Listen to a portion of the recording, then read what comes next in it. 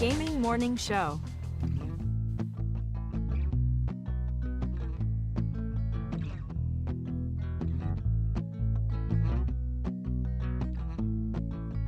Tell your friends, tell your mom, Gaming Morning Show is on. Wait, Austin, your mom is here? No. Why did I look over where Bob is? Austin, your mom is here?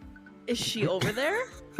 I sure hope not. Is she in the box? Whoa. I haven't seen her in like 2 days. Get out of here, Beelin. I just got the new marble tile installed and you'll mess up the grout. Besides, like our friend Oh Guitar Boy said, Sorry, KK. it's time for the clinically acclaimed Gaming Morning Show. Or should I say, award-winning. And we have a clip of the year, friends. It is the Lost City of D live. Glad we won. Woo! Burp, burp, burp. Kiki Lowe is in search of something. I need a D that works. There's the D. Searching in the universe because the D is currently broken. Gaming Morning Show won clip of the year. Oh my gosh. But don't you dare expect to put that Chris Emmy clip, Emmy Memorial Clip of the Year trophy in this I box. probably should have prepared something more special. I'm getting the walls repainted soon. Now where to put the chandelier or the bearskin rug? Oh, and the piano, can't forget that. Maybe there is somebody in the world that can help her. Maybe somebody who sings a song. 6 to 9 a.m. Pacific. If you wanna get specific, I couldn't imagine any other place to go than to start the day with the Gaming Morning Show.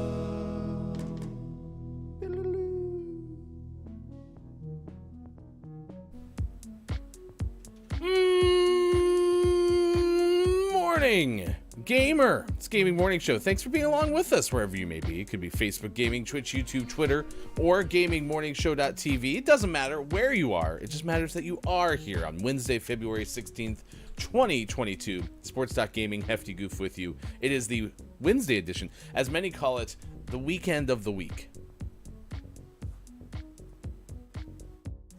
No one calls it. Everybody, you know how many texts and emails that I've gotten this week? Well, honestly, in the last 24 hours, because we just brought this up yesterday. But you know how many I've gotten? So does that make Tuesday like the Friday light of the week? It's worst day of the week, Eve. Whatever that January holiday was that was completely dissing on February. I really still feel bad for February. February's a fine month. I enjoy this month. Yeah, it's fine. Why is it so short? It's got the Super Bowl in it, though. Who decided February was so short? The Februarians. Was there a committee? Could we get on that committee? That'd be pretty okay. Good morning to you. How are you?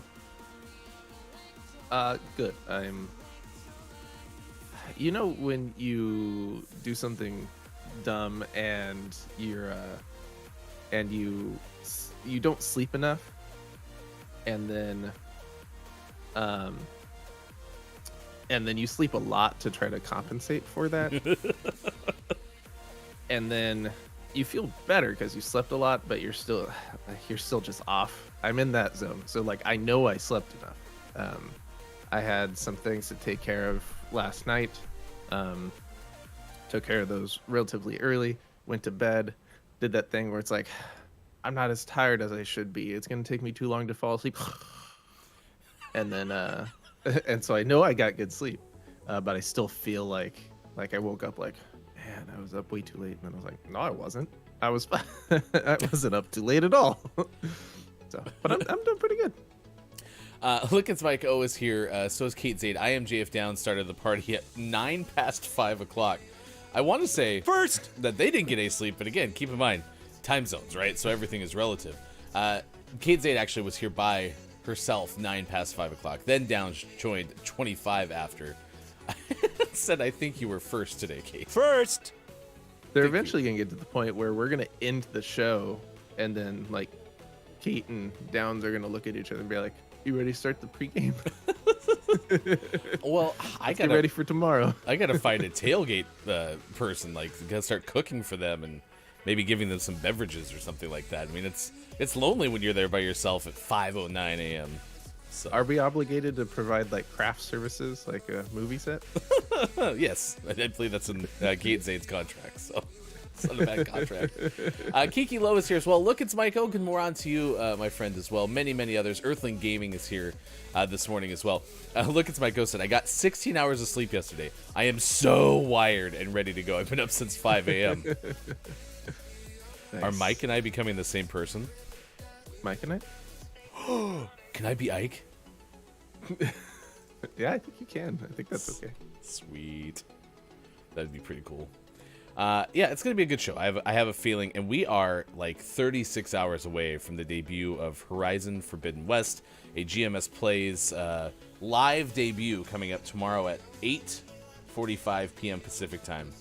So very excited for that. The live debut followed by Saturday, Tuesday, and Thursday episodes of a YouTube exclusive series. If you missed it yesterday, Far Cry came out. It's not going to be today, like this will say. It was actually yesterday. It's out now. It was episode 28, and that should wrap up tomorrow, correct? Yeah. Game finale tomorrow. I can, not really spoilers, but we did succeed in our mission to get the platinum. So you'll see that tomorrow, and it went perfectly according to plan. Everything worked out exactly the way I thought it would. I have them right where I want them, he says. Yep. Not even close. But you know what? It's been a great series so far. I really enjoyed the password short that is on our YouTube page right now, and many others. Just click on the shorts category. There's a playlist there, and a lot of those are kind of the best moments, the best clips from this Far Cry YouTube exclusive, and then GMS Plays focuses its attention on Horizon Forbidden West coming up 8:45 p.m. Pacific time tomorrow night. So please join us for that. But before we get to GMS Plays, tonight is GMS After Dark with Look, It's Mike O, 4:45 p.m. Pacific time. And I am JF Downs will join Mike for a fun episode of Oof, That's Hot. Nice. What's that mean? So imagine I was having a chicken nugget, okay? Uh-huh. And then onto that chicken nugget, I placed some Heinz ketchup. Right? Like just regular old ketchup? Are there varieties of ketchup? I mean, in this example... Unfortunately, I think in this example, this will prove my point. I take Heinz ketchup, okay? And I put it onto the chicken nugget. And then I put it in my mouth, and I go, oh my gosh, it's so spicy. Uh-huh. And like steam starts flying out of my ears. Ooh, like a cartoon character. Pretty much exactly like that.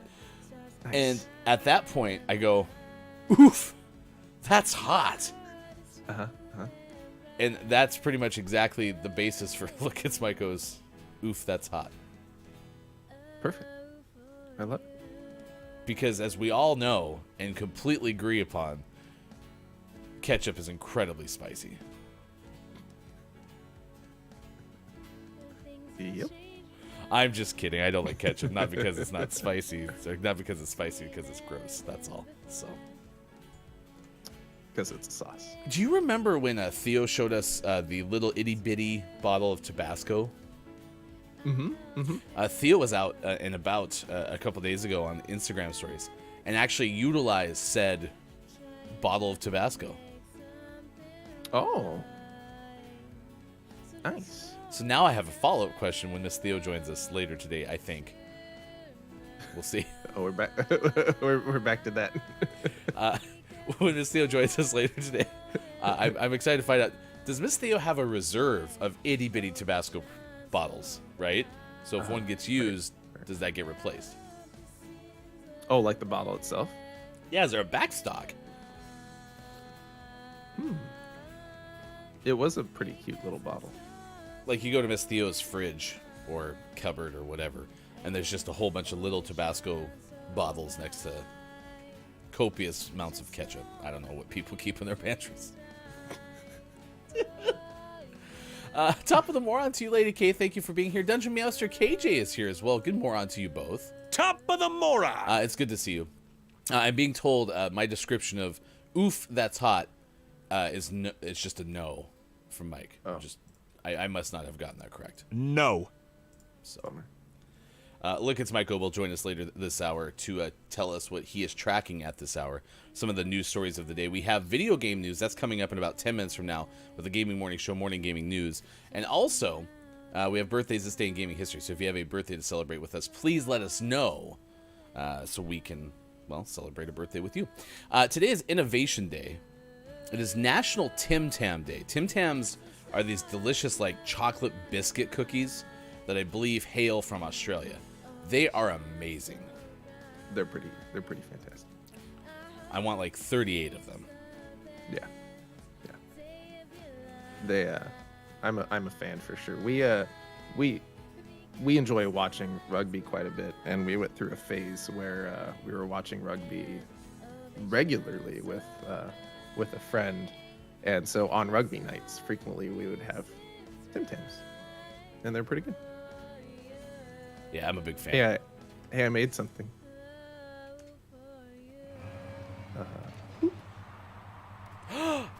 Look, the official and completely approved beautiful counter for how many assists that Sean needs to complete the challenge. I like how it's like slightly pixelated and off center. It's just everything about it is fantastic. Look, as my ghost says, we use real spicy stuff, no faux spicy stuff, like ketchup.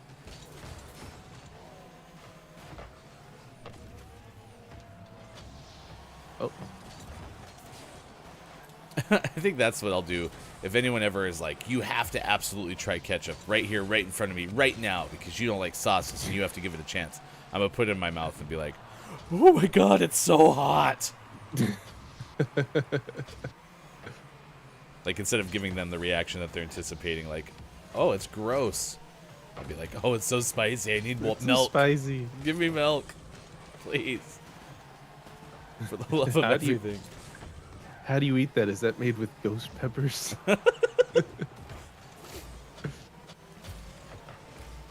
It's also National Do a Grouch a Favor Day.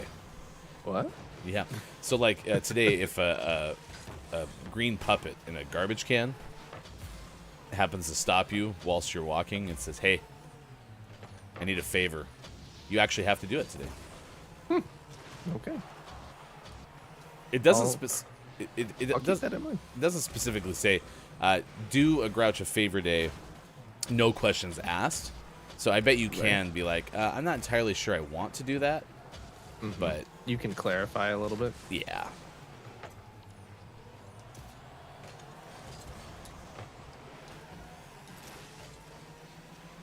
It's also National Almond Day.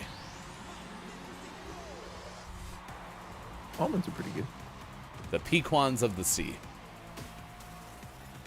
Is that where almonds come from? For some reason, I thought almonds grew in water for some reason. Oh, I know what it is. They say almonds take a lot of water to produce. Gotcha.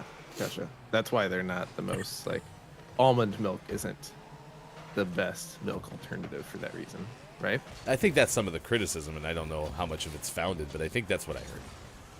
But Gotcha. But I also don't now think that almonds were, I don't know, created in bogs.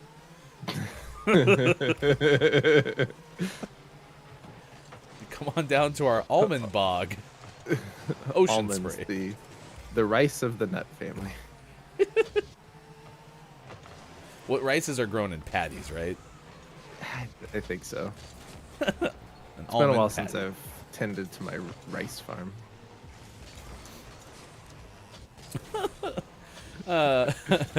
I just had sausage, according to Lady K. Cheese and egg in cheese-topped bread buns for breakfast. I like any good like breakfast sandwich type thing. It's amazing. What's for breakfast? You like the Starbucks has like the Impossible breakfast sandwich. I have not tried that one yet. I haven't tried those. And I want to try more of like the Impossible alternatives. You know, burgers and breakfast sandwiches and whatnot, but I just haven't had enough of a chance to do so that I've actually pulled the trigger. Well, and part of my reason for not doing it at Starbucks specifically is I like their bacon Gouda sandwich so much already that I haven't like wanted to change my eating habit, if that makes sense, right?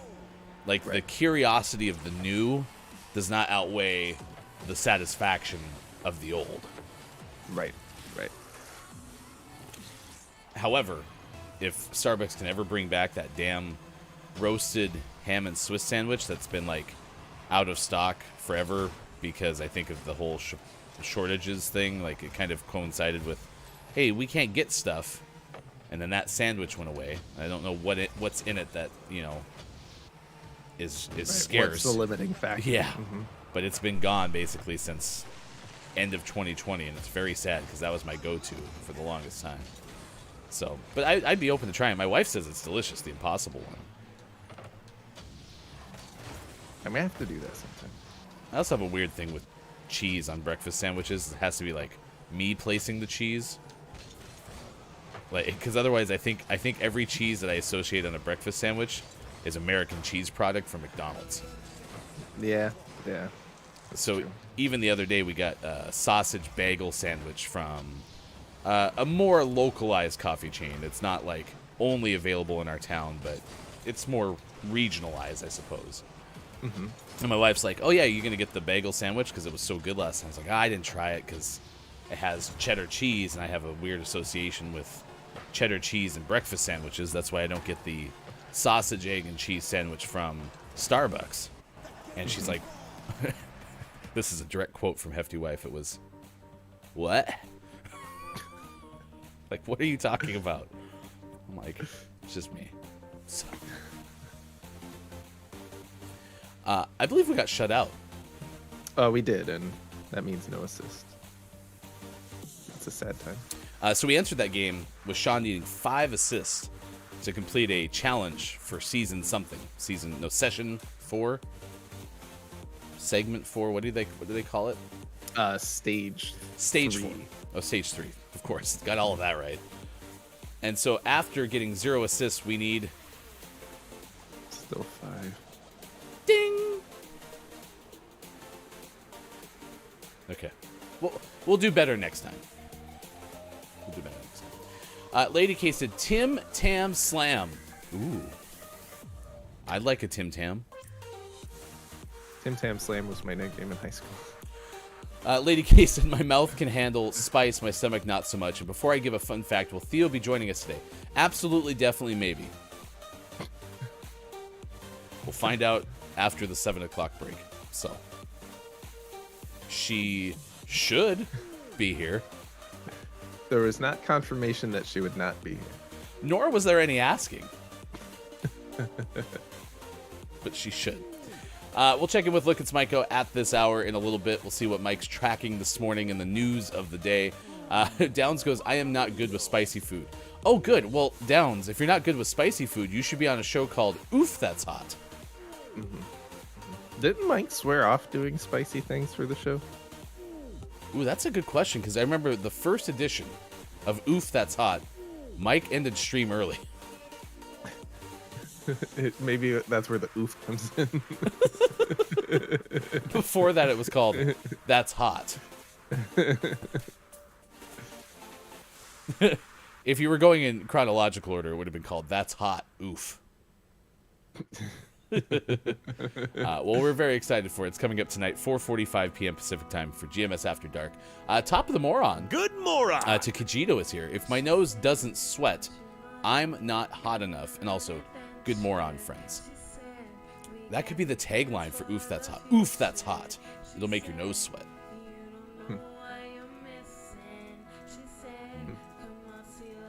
Sweaty nose. H-O-T. Exclamation point. Lady Cat, I don't want to give a fun fact and have her join after because it would break her heart. Hey, patience. Patience. We'll find out all together. I think the bigger question is, will there be a meditation break? I think so. I believe in you. Do you? I do. All right. Well, I believe in you and bringing us the news. And that requires us to go to the newsroom. Here's the video game headlines of the day. Here's hashtag video game expert Sean. Good morning. It is Wednesday, February 15th, 16th, 2022. And this is your Gaming Morning Show morning gaming news. The monitor is at a slightly different angle, and it makes those tiny, not very clear numbers all run together. That's a 16. You pulled a hefty there. First up, we got some news of Netflix partnering with Take-Two on a BioShock film. This is from John Carson of Game Informer. This is pretty cool news. Netflix has been rather successful with its TV adaptations of popular video games like Castlevania, The Witcher. Now they have their eyes set on the BioShock series. Only this time it's being developed as a movie, which is fine. I would rather it be a TV show because I think that'd be fun. But seeing a movie set in the BioShock world could be a lot of fun. The Hollywood Reporter has stated that Netflix is partnering with 2K's parent company Take-Two Interactive and Vertigo Entertainment to bring the series to life. The report calls this an effort to, quote, develop a potential cinematic universe, which is fitting considering the multiversal elements of BioShock Infinite. Currently, there are no names attached to the project for writing or directing, nor is there any word on which era of BioShock we'll be seeing in this first film. I like this news. I approve. For those who have only ever seen BioShock in like a couple of people I've watched on stream have played it, I think Chris M.E. has, I think Kate Zaid has. What's the hook? Why should I be excited? The hook, the storyline of the BioShock games is really interesting. It's kind of like almost not quite steampunky in all of them, but there's some like steampunk type elements. There's like a mysterious city and a mysterious community that you get to learn about. There's these big daddy creatures that you get to fight and creepy little girls that they're tied to. And, it's a lot of fun. Okay. All right. And they'll probably get Dwayne "The Rock" Johnson. Dwayne, are you busy? No. They should make that song. What was that song about? Hey, my name is Joe. I got a wife and 3 kids, and I work in a but. They should have that, but it's like, hi, my name is Dwayne. I don't know if Dwayne's married or has any kids, but it'd be like, and I'm working on a movie with Ryan Reynolds, and also doing XFL stuff. And are you busy? I said yes. Then the song's over. I don't know. We'll work on that. This is the beta stage of that. Yeah, we're workshopping. Downs has a really good idea. He mentions Chris Pratt. I'm gonna take that idea further. Let's get The Rock, but then overdub The Rock with Chris Pratt's voice. Doesn't sound like a good idea. I think it's a great idea. He'll be Mario.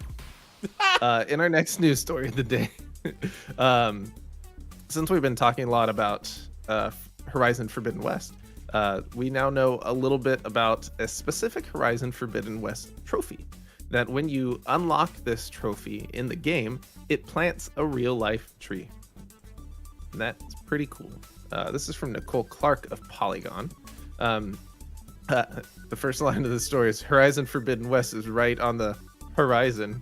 In the highly anticipated sequel, Alloy must save the planet from a rogue terraforming system, which has created blighted environments threatening humanity with famine. And as part of the initiative, in line with the game's theme, Sony's partnered with Arbor Day Foundation to plant a tree for every unlock of the, quote, Reached the Daunt trophy. The Play and Plant program will end on March 25th, at 11:59 p.m. Pacific Standard Time, or when maximum donation is reached, an estimated 288,000 trees. Reached the Daunt is a very achievable trophy. The Daunt is the first large post-tutorial region of Horizon Forbidden West's map, and most players will likely get there within the game's first 2 hours, which means that many players have the chance to do tangible good for the Earth. Reforestation efforts will take place in 3 locations: Douglas County Forest in Wisconsin, which spans 278,000 acres and is in great need of conifer trees. The deforestation has destabilized the ecosystem's blue-wing warblers and Blanding's turtles, along with the forest's watershed protection abilities. The 30,000-acre Sheep Fire private lands in California has suffered burn damage. Reforesting will help support gray wolves. And lastly, Torreya State Park in Florida spans 13,000 acres and suffers from a declining longleaf pine population. Species like gopher tortoises and red cockaded woodpecker, woodpecker. It's a woodpecker. Would be supported by reforestation. I like this because it's better than doing nothing. I always, for some reason, discount tree planting as like a thing that companies do. I bet that's where I'm in the absolute wrong. Like, it's probably a much more impactful thing than I realize. But what I do like is finding a way to connect something that's a little bit more superficial, like, you know, getting a trophy in the thing is super fun, but like it's not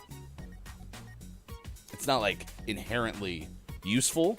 Connecting it to something like that is really cool. And I'm sure you could do more of those kind of things because it's akin to like buy a Subaru. We'll donate $250 to whatever they were donating $250 to. I can't remember what it was, but it was always during the holiday season, right?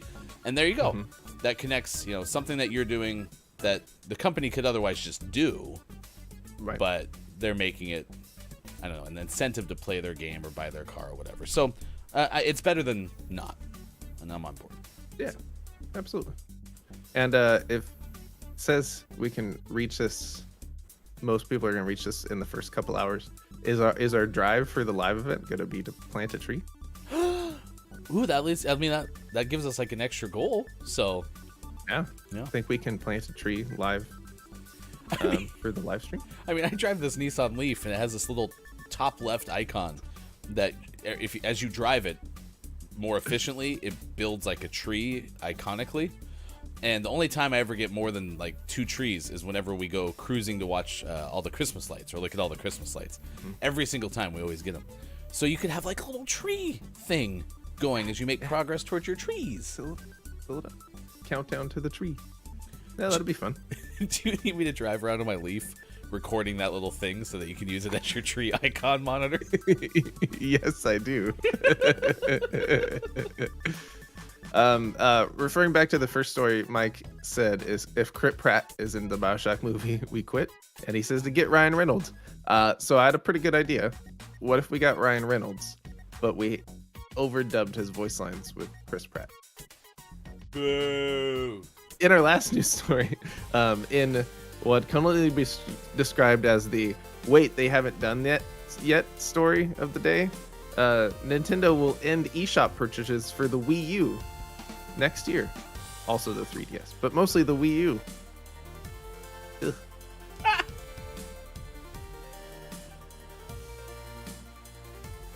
Are you about to show us a Wii? Oh, I was all excited. I thought you were actually going to show us that you owned a Wii U.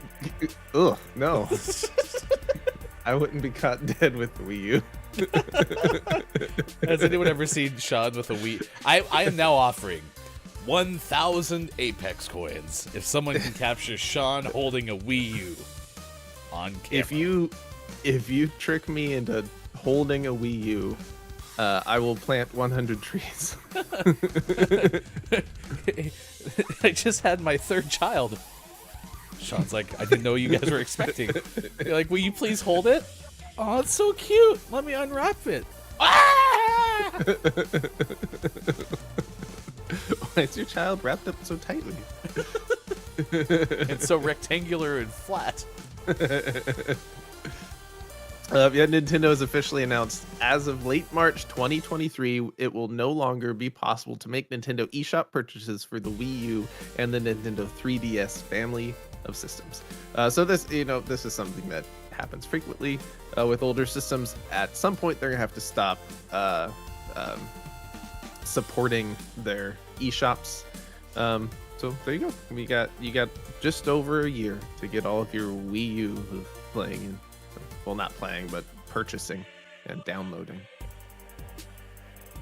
Including you, Sean. Nope. Any Wii U game worth playing has been ported to the Switch. The Wii U can go the way of the Virtual Boy. Let's just pretend that never existed. But you could play it on the Wii U console. I'm good. I'll just play my Switch, but hold like a child's leap pad or something. Because that's what the Wii U game controller feels like. You're brutal this morning. Jeez.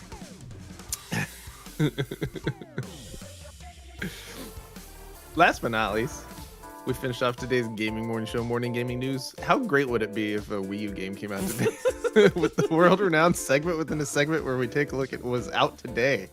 Like Beat Souls for the Switch and Spellmaster, the Saga for the PC. But for the most prestigious award in video game focused morning shows, your favorite segment within a segment within a segment, today's name of the morning goes to Tax Fugitive for the Switch. So we've had a lot of tax related games for name of the morning. And by a lot, we've had at least two. We had Turnip Boy Commits Tax Evasion, and now we have Tax Fugitive. It was released for the PC back in September. It's now out today for the Switch. So congratulations to Tax Fugitive, our GMS name of the morning, and is eligible now for name of the month consideration. Next week might be a really fun week because we might have a name of the month giveaway. We also might be doing a fundraiser. So we'll give you more information about that. Right now, all of our focus is on what you see in the middle of your screen, and that is tomorrow night's GMS Plays live debut, the launch day of Horizon Forbidden West, 8:45 p.m. Pacific time. And if you haven't already, please RSVP. You can go to gms.watch, and we have a link in our menu, or you can go straight to our YouTube page as well and get a reminder. There's a Discord event. There's a whole bunch of ways to get reminded. 8:45 p.m. Pacific time tomorrow. GMS Plays Horizon Forbidden West, the live debut. However, if you're also watching while you're playing Tax Fugitive, which is out today on Switch, that's fine too. This is our GMS name of the morning. So, pretty okay. Hashtag GMS name of the morning. That's all you have to do, and you can find us at WatchGMS on Twitter. That is Sports.Gaming on the left side of your screen. I am Hefty Goof. We're a few minutes away from checking in to see what Look It's Mike-O is tracking this hour. Look It's Mike-O says we're going to do a fundraiser to buy Sean a Wii U and $1,000 worth of games and accessories. Not gonna touch it. Every time we do, though, we plant a tree. So, not gonna do it. We're really expanding on this idea. Everyone has a crush on Ryan Reynolds, for example, but also Down said we'll get The Rock's body, Ryan Reynolds' legs and head, but Chris Pratt's voice. We can get The Rock, but then deep fake Ryan Reynolds' face onto him. Just his face, though, so it's still obviously The Rock. And then Chris Pratt can voice him. I mean, I think we're overthinking this. Could we just have Ryan Reynolds do everything? Yeah. Ryan Reynolds is great. Or we get Ryan Reynolds and Dwayne Johnson. Chris Pratt voices both of them. Man. Just makes my skin crawl every time you say it. Keith Anthony, good morning on to you. Drew Mega's here. Hey, Wii U is a great emulator console, Sean. It is, but so is my PC. Long love-hate relationship with Sean and the Wii U. And by love-hate, I mean hate. Hate. Yeah.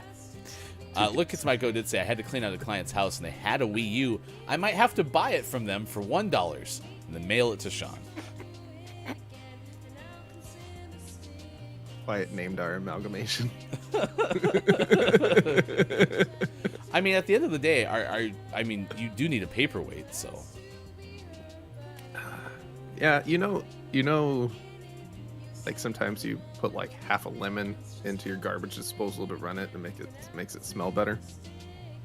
Don't know where I'm gonna put the Wii U in that sense, but I'm gonna do it. Like, I really need to like break up some of the debris in my trash can. I'll just put the Wii U in there and shake it around a little bit, scrape the gunk off the sides.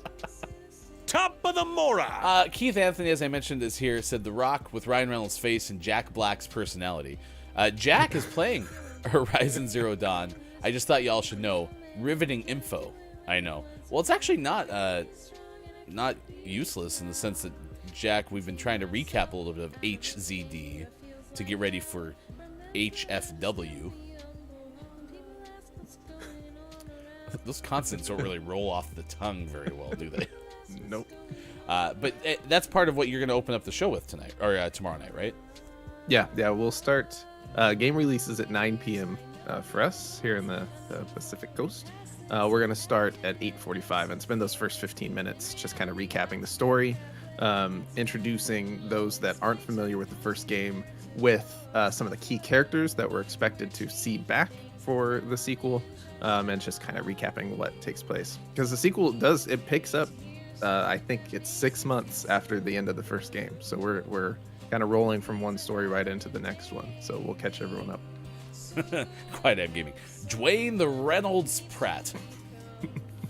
Oh my gosh, we're making a hybrid that's not necessary. I'm telling you. It's higher Ryan Reynolds. Let's find out what Look It's Mike O is tracking at this hour. Right now on Gaming Morning Show.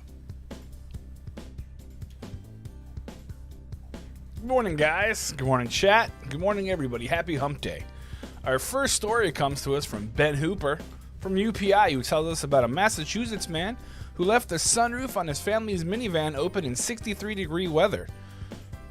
He returned to the vehicle 2 days later to find it filled with about 9 inches of snow. Steve McGuire of Sketcherderd said he and his family took a ride in his wife's minivan on Saturday with the windows down to enjoy the record high temperatures in New England. Saturday was so beautiful. I'm like, I've got to get some of the kids out of the house, he told WBZ-TV. It was 63 degrees here. McGuire said he didn't realize until returning to the vehicle on Monday that he left the sunroof open. Crazy man, allowing about 9 inches of snow to accumulate inside. When I opened the van, I'm thinking it's Valentine's Day, McGuire told WXFT something. It's my wife's car. This is not going to end well. I came in and said, I hope you're in a good mood because there are about 9 inches of snow in the van. McGuire said the situation could have been much worse. This could only happen in New England, he said. I'm grateful it wasn't rain, and it was super easy to clean up because it was so light and fluffy. McGuire admitted he should have known better. I'm a high school teacher, and one of the electives I teach is meteorology, he said. Oof. So if anyone knows the weather, I should know the weather. He said this wasn't the family's first mishap involving a minivan either. About 10 years ago, a squirrel got trapped inside his family vehicle. The squirrel ate most of the interior, he said, so I'm 0 for 2 when it comes to minivans. Steve, it might be time to get a car without a sunroof. It's crazy. Back to you all. Just get a car without the sunroof. That's all you got to do. It'll solve all your problems. Just close it more. You said Ben is back. You were talking about Ben Hooper, right? Yeah, it's been a little bit since we've had a Ben Hooper story. You're absolutely right. You injected so much fear in me, though, because I'm like, did I just toss to Mike but call Mike Ben? We haven't had Ben on the show in 18 months. Ben just pops up in Discord. You're like, I was not prepared for this. That's a good story. Actually, Jeff, Ask Jeff fame. Jeff? Yeah. Has actually opened the sunroof before while trying to show me, all the cool things his truck can do because he got a new truck. But there was snow on the roof, and all of a sudden just snow came falling into the car. So we've been there before. At least it wasn't a squirrel. That's true. That's true. But squirrels need places to live, so why not live in a minivan? Why not? Wouldn't be bad. Look, it's Michael. I'm using a teleprompter for the first time. The speed is weird. Thanks for putting up my learning curve. Chat, this is for you.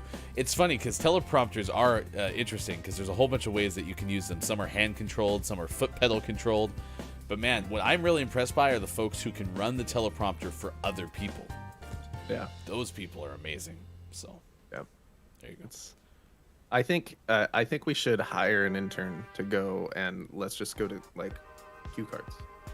Oh, yeah, that'd be cool. We can keep like looking off, so like I'm looking at camera, so you always look off to the side, right? And I'm talking to you right now. I'm clearly looking at Sean. That's how it works, right? And I'm saying weekly challenges. Use the okay or no problem quick chat in 10 online matches, right? Mm-hmm. Oh yeah, I need to do that too.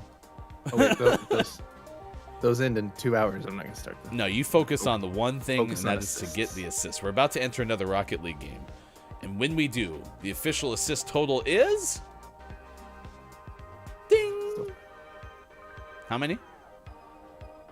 Still 5. It's moving around. It's so cute. All right, here we go. It's gonna happen. All 5 in this game. What do you say? I'm down. Put it right on my forehead for luck. We are going to get as many assists as dollars needed for a $5 footlong, chat. Are footlongs even $5 anymore? No, they did a great job reinvigorating the desire for $5 cheap sandwiches, and then they made them more expensive again.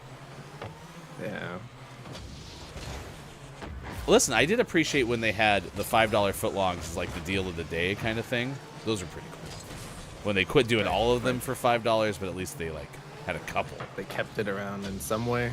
Mm-hmm. Although I haven't been to Subway in some time, and I'm perfectly okay with that. What? Man, I Yeah, sometimes I don't have love cravings. Subway. I have sometimes cravings for Subway. So I had a girlfriend like back in high school that was obsessed with Subway, and we went there all the time. And I got all my Subway out in like the span of like 8 months. Don't have to go there anymore. Your girlfriend really liked the hinge cut. Wasn't that what they called it, where they cut into the top of the bread and made like that little like landing pad for all the meats and vegetables? Meat and vegetable landing strip. The runway, yeah.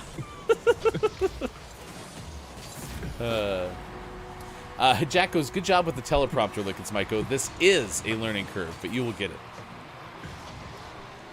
I love the fact you installed a teleprompter, though. Yeah, that's good. Awesome. Do you have one of the cool ones that actually like covers your camera? Ooh, I want one of those. Downs goes 5 is how many assists. Sports Doc wife goes, whoa, whoa, whoa. You dated before me. Sure did. Just a couple.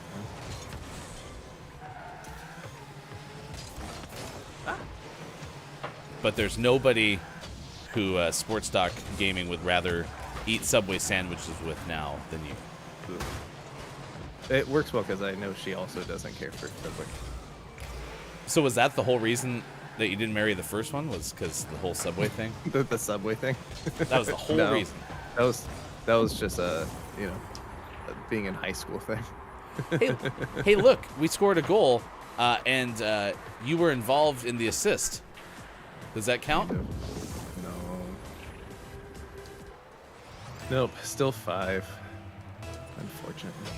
We do have birthdays this day in gaming history coming up after this game, so if you do have a birthday that you would like us to say, well, happy birthday to that person, let us know, and we'll do so. Downs goes, uh-oh, Sean's in trouble. I think you're fine. No. In fact, she's right over there, and she wrote that. I looked over, and she just smiled. How awkward to have somebody in chat who's also right next to you.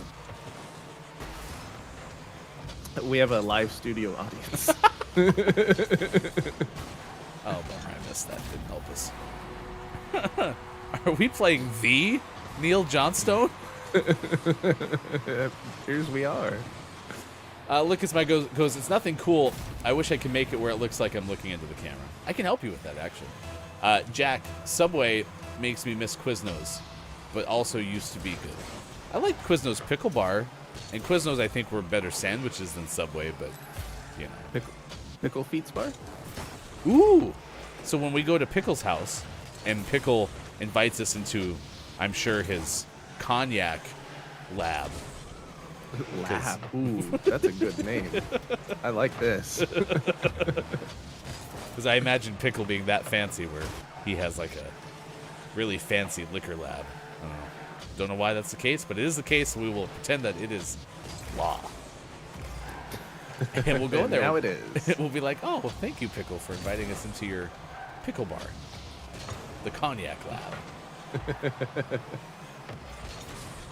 Ooh, can Pickle open a chain of bars? And like one will be like the cognac lab, and then the subtitle for the bar is a pickle bar. Yes. Let's make it happen. Subway makes me miss Quiznos. Read that one. Good morning, KJ. Quiet I'm Gaming. Subway gives me choice paralysis. So the menu's too big for you, Quiet. Can't handle it. Well, I will help you out, Quiet. You can order the hefty 20 years ago special, which was the Italian BMT. The spicy Italian. But I quit eating that because it was 8,000 pounds of salami and pepperoni on one single sandwich. Sounds delicious.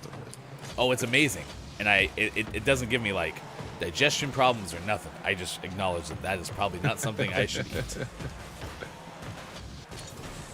So now, just get the rotisserie chicken. The rotisserie chicken from Subway restaurants. Our chicken is comprised of all the leftover parts of chicken and then shoved onto a big, long landing strip of bread.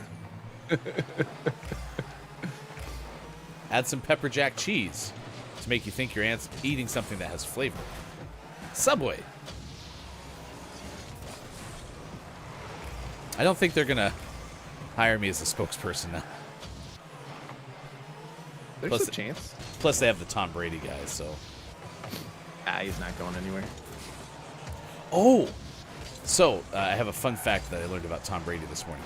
We'll talk about that in a second. Jack goes, Portland crew, where's the best sandwich chain? It's Subway, Jack. It's not Subway. Any other questions? Culty Vibes is here. Good moron. It's good to see you, Culty. Question of the day, by the way, is we are asking, because Horizon Forbidden West comes out tomorrow, what's the thing that you have most anticipated? So it could be a game, like, oh, I can't wait for this game to come out, or I can't wait for this to happen. Or it could be anything else. It could be a movie, it could be a holiday. What's something that really builds up your anticipation? Mine starts with when I had actually saved money to buy a PlayStation when I was a kid. Nice. Took me a lot of discipline because I'm still not good at saving money, but especially in that moment in time, it took me forever. And finally got to the point where I could go to the town 85 miles away from mine because that's the closest department store that we had, and get it. It was very exciting. Okay. And then a blizzard occurred, and we had to postpone our trip for a week. Sad. Did I, probably 12-year-old Hefty, look at Hefty Mom and say, hey, there's a blizzard and I completely understand your reason for not going? Or did I go, damn it, Mom, I want to go now? For sure, the first one. Okay. Yeah, very rational. Hearty or hefty? It's a hefty move. We'll talk more about this on the other side of the break. We'll also try to get those 5 assists that have been eluding us, or eluding your face right now as well. Also tell you that Tom Brady tidbit. All next hour, we're actually late. 6:55 on the West Coast, 9:55 out east. It is 2:55 for those watching GMS in the Ukraine. Today, birthdays, this day in gaming history. Like I said, if you have a birthday to celebrate, please let us know because we would like to celebrate with you. Today is LeVar Burton's 65th birthday. Nice. Who doesn't love LeVar Burton? Take a look. I'm just sitting at the library minding my own business.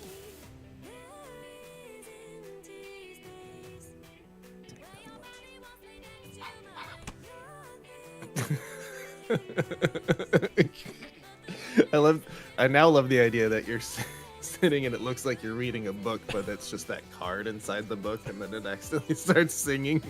Like, I've been caught reading my greeting card. Oh no, I didn't expect that you'd notice that I'm reading a greeting card. This very covert cover. So cute. Today is actor and rapper Ice-T's 64th birthday. Nice. Only Mariska Hargitay, I think I'm saying that right, has appeared in more episodes of Law & Order SVU. Dun dun. It's a good Did show. you see during the Super Bowl they're rebooting Law & Order? Yeah, it's coming back. The OG. Law & Order proper, they call it. Today is Mahershala Ali's 48th birthday. Fun fact, and potential spoilers, had a small cameo in the Eternals film. I haven't seen Eternals. That was the one you actually I know. wanted to see, though, right? I haven't seen it either, so you can watch it with us. Projector night? I gestured over there because she's part of it. No. Yeah, Oh yeah. but we should watch it on the projector. Yeah, it's Marvel, so Sports Doc wife can go. So, Yeah. okay. Future Look, It's Mike O. I don't really know how this works with Look, It's Wife O. I don't know. Anyway, Mike really likes Elizabeth Olsen, and Elizabeth Olsen has a 33rd birthday today. So, Nice. And she graduated from NYU. did you know that Elizabeth Olsen is the sister of the Olsen twins? I did. If you could pull that did know one from that. last year's clips, that would be amazing. That was my takeaway that was pretty okay from a year ago, and I still don't believe it. So, it's amazing. Blinding Lights, The Weeknd, turns 32 today. His birthday is on the weekend of the week. Coincidence? Fun fact: his birthday is always on a Wednesday. I guess Blinding His birthday is like Thanksgiving. It's always the third Wednesday of February. I guess Blinding Lights was like on the top 100, like it led the top 100 for like some sort of record or was close or something. Like it was a big deal.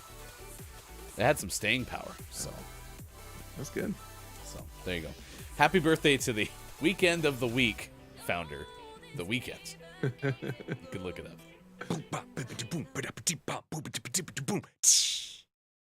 We've got a drummer birthday.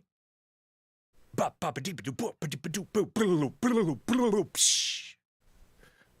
1.5 drummers today. Wait, what? Drummer Dave Lombardo of Slayer is 57, and guitarist and drummer Danielle Haim of Haim is 33. What was Danielle's last name? Haim. What's the name of the band? Haim. Haim Squared. Also, every time I read Daniel or Danielle, every single time it's written and I have to read it out loud, I instantly doubt myself of which one's which. Even though I know, if you like, hey, how do you spell Danielle? I'll spell it correctly. How do you spell Daniel? I'll spell it correctly. But every time I'm like, oh, maybe I've been wrong all these years. It's not apples to apples, but it's similar. I can't do Zoe. I see Zoe and I go, that's Zoe. It's not. I think, in fact, 99 out of 100 times it's Zoe, right? But Zoe, like Joe. It's short for what? Joseph. Turning Joe to Joseph, turning Zoe to Joseph is harder than I thought it was going to be. Joseph? My tongue doesn't want to do it. Can someone reboot Sean, please? It's okay. Try saying Joseph or as Joseph. you're not real anyway. Maybe it was Skynet. So, there you go. This day in gaming history, we have one from before 1995, so it gives us a fun opportunity to play lawsuit or not lawsuit. 1993 is the year. Not a lawsuit. Uh-oh, they are onto me. Don't like this. It's worse than the whispers, actually. Don't like this at all. Ding! I don't know if that was not the, oh gosh, everything's falling apart. Oh, where's the didgeridoo? That's what it was. Whoa, whoa, whoa. You're locked in. In Japan, Fujitsu introduces the Marty model of the FM Towns line of computer/game system. Marty has no keyboard. It plugs into a television. Software is run from a CD-ROM drive, and the price is US $800. Wow. I don't think this picked up any steam. Get it? Because Steam is now a PC platform. If somebody could look up, I don't know where K-Laugh is. I hope K-Laugh's okay at this point, because we haven't seen K-Laugh in a while. Zesty. But wondering if anyone could look up, did the Marty take off, or did the Marty become something else? Was the Marty the beginning of Seanbot? Probably. I mean, for $800, some serious research had to go into that. 1999, the International Solid State Circuits Conference is held in San Francisco. Toshiba and Sony Computer Entertainment announced specifications of a new processor. It has 2 integer pipelines, 2 vector math units, dedicated MPEG-2 decoding subsystem, 128-bit chip, 250 megahertz operation, and 125 megahertz bus memory. I also have 2 integer pipelines. I can't show them though. Oh, yeah. In 2000, Bob likes it. in Tokyo, Japan, Sega releases the Dream Eye digital camera for the Dreamcast video game system. I didn't know they made like a camera thing prior to the PlayStation and the Xbox. Yeah. I'm sure it was real high quality. 2004, THQ releases MX Unleashed for PlayStation 2 and Xbox. 2 years later, Capcom puts out Mega Man Anniversary Collection for Game Boy Advance. 2009, Nintendo releases the Fire Emblem Shadow Dragon video game for Nintendo DS. And in 2011, Konami put out Hardcore Uprising video game for the Xbox 360. Nice. So there's your this day in gaming history and such. Next hour we'll have a top 10 list in sports as well. I'll tell you that Tom Brady fact. I'm very excited about it. We have that coming up. More of what you're anticipating, or have anticipated, I guess. We'll talk about the question of the day, and we'll talk more about Horizon Forbidden West. All of that on the other side of the break, and we'll see if Theo's here as well. It's Gaming Morning Show. It is the Wednesday edition on Facebook Gaming, Twitch, YouTube, Twitter, GamingMorningShow.tv.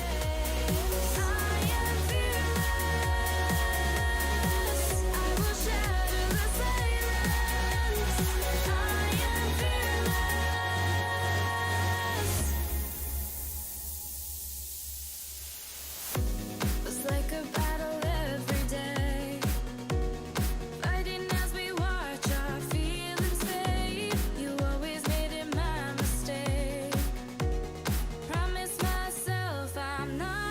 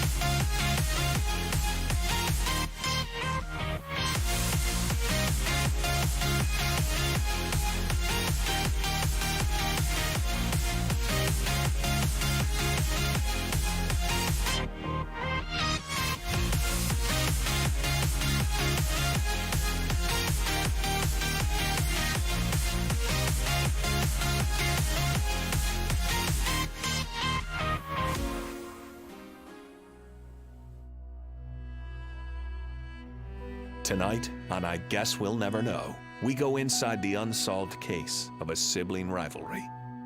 A misunderstanding between brother and sister that led to destruction. Mom, have you seen my Furby? What started as a practical joke turned deadly. Copia said, my sister tried to convince me that it was based on a witch in the woods near my house. I boiled her Furby in response. It was premeditated. Turns out, it was third-degree murder. The eyes and beak melted slightly. A special GMS event. Furbicide in the forest. Only one Furby was harmed in the making of this promo. Or was it? The truth is, you can't kill a Furby.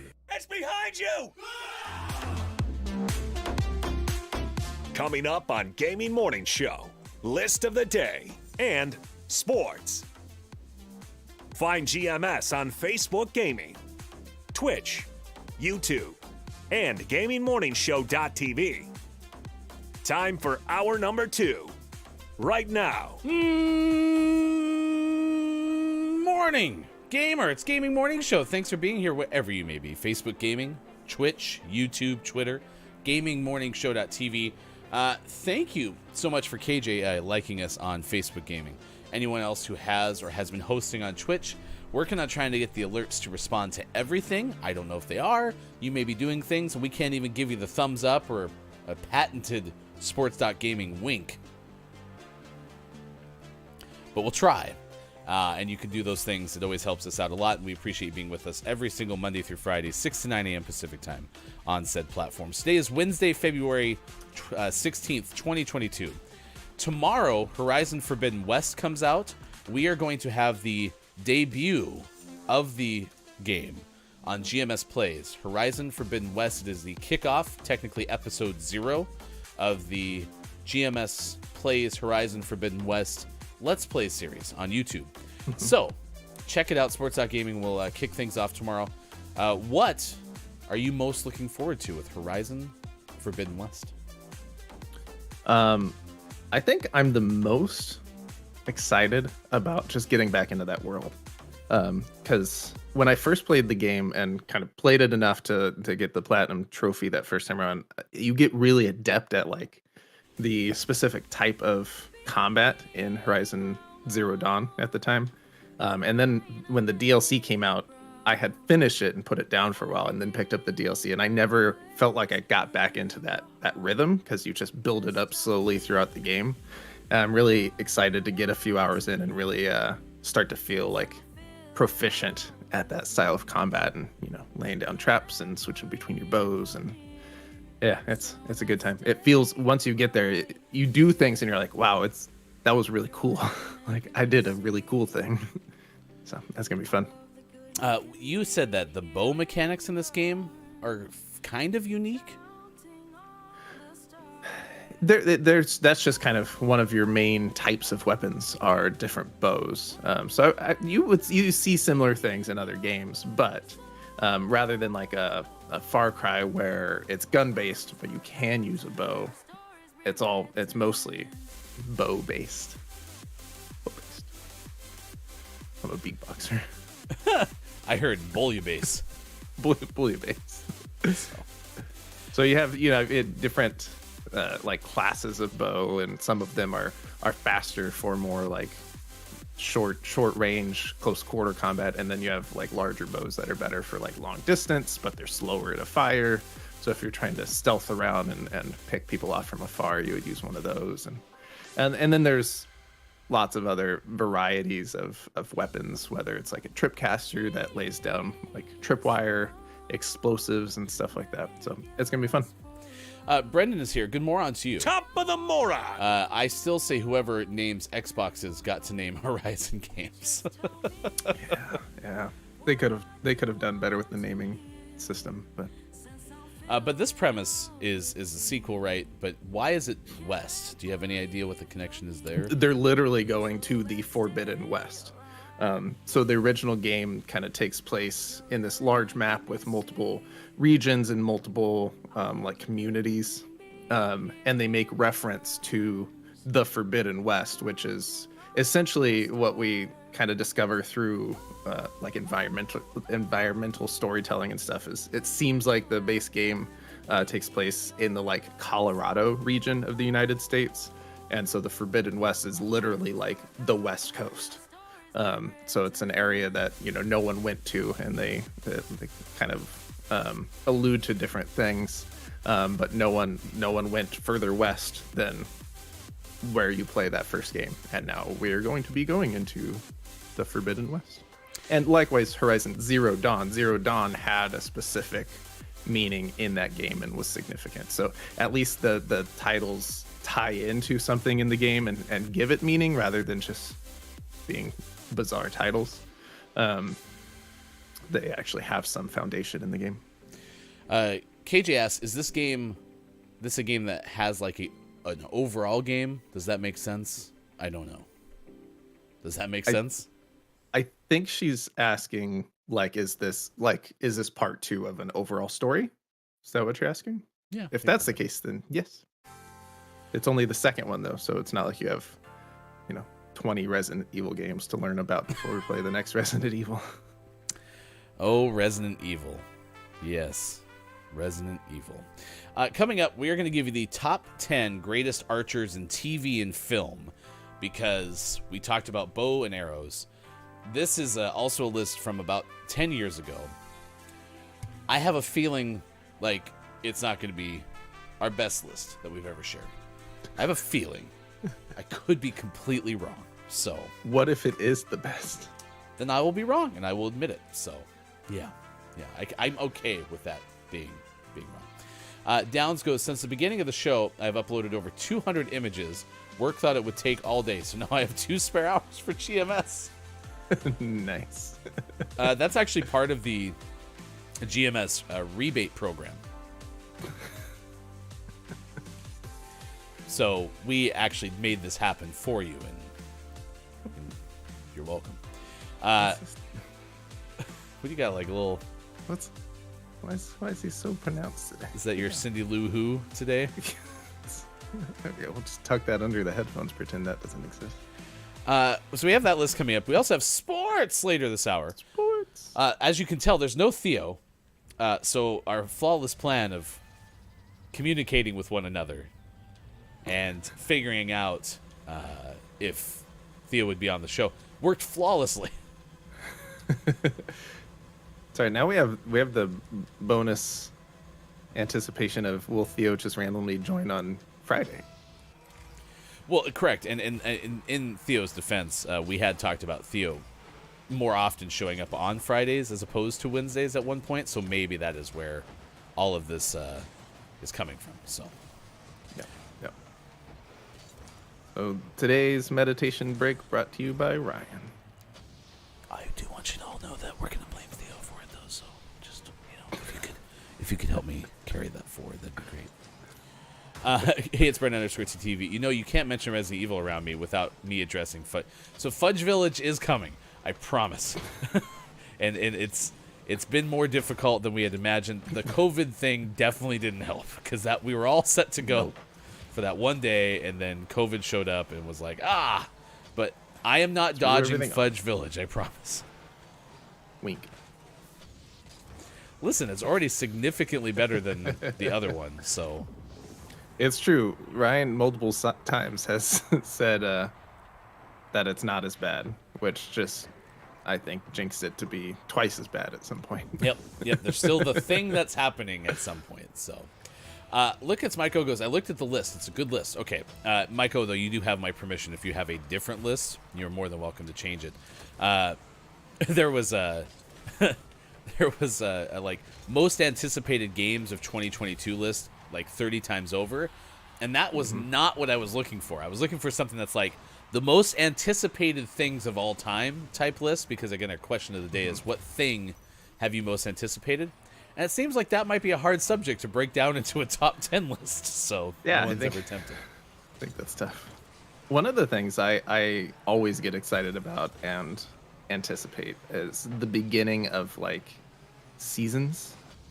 Like the first college football game the first Formula One race. Like that feeling of the season's about to start always gets me all excited. Yeah, that's true. And it's interesting because I actually do think that, in a way, NASCAR having the whole season start off with Daytona, which is a big, big deal in the auto racing world, kind of makes sense. I mean, it's not...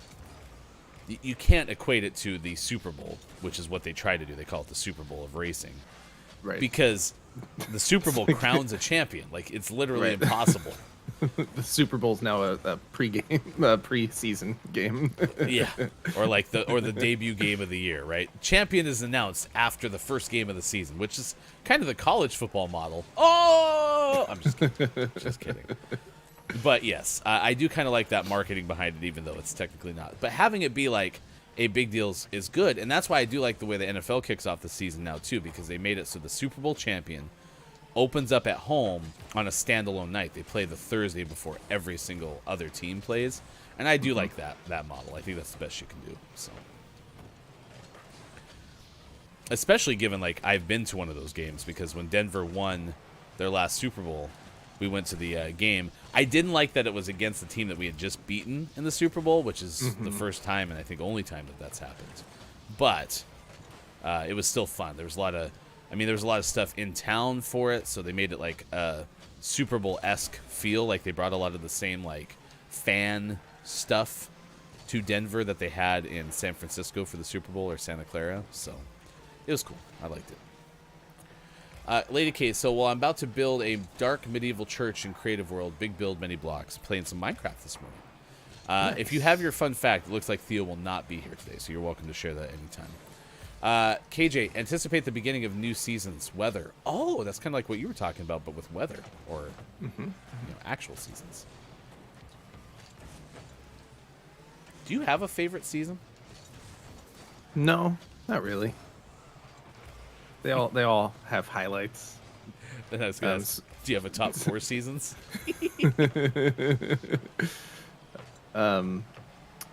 Especially being someone who likes winter sports. I like to snowboard. Winter has something good. Fall has football. Spring is nice because the weather's starting to turn around, and summer has its highlights with lots of warmth and the memories of no school as a kid. They're all good. Memories. All my troubles seem so far. That's not the same song. Top of the morning to What a Noob. Good morning. Thank you for the follow yesterday on Twitch. We appreciate it. We are a morning radio show that plays games, and so stick around with us. We will check in on what's going on in chat a couple of times. We will see what's going on at this hour shortly with Look It's Maiko and see what news stories Mike is tracking. We'll have lists of the day coming up after this game. Today's topic of the day, Horizon Forbidden West, is coming out tomorrow. We will have a GMS Plays launch party, if you will, for Horizon Forbidden West. That's coming up at 8:45 p.m. Pacific time tomorrow with the launch day of gameplay and kickoff to our YouTube Let's Play series. So very excited about all of that. Jack says, the last game I played, ever pre-ordered rather, was Knights of the Old Republic, MMO, when it was first announced. Even bought a new computer to prepare for it. Sad realities. Nice. Oh, was that not a very good game? I believe it was liked by some. Like the Wii U? No, the Wii U's liked by nobody. Wow. Jeez. Not a single fan. There's somewhere out there a Facebook group that's like Wii U stands. Actually, that does sound like Facebook, doesn't it? It probably exists. What goes? I am very rarely actually conscious at this hour, but y'all seem fun. Well, the good news is you don't have to be fully with it to hang out with us. This is a great show to just listen to as well. So thank you for being here on Facebook Gaming, Twitch, YouTube, Twitter, and at GamingMorningShow.tv. It is 7:24 now, West Coast. 10:24 out on the East Coast. It is 3:24 for those watching GMS in the UK. Most anticipated things. People... There are things that people have anticipated over the course of, the beginning of time. We got into some Subway stuff last hour. I don't know if anyone's ever anticipated a Subway sandwich.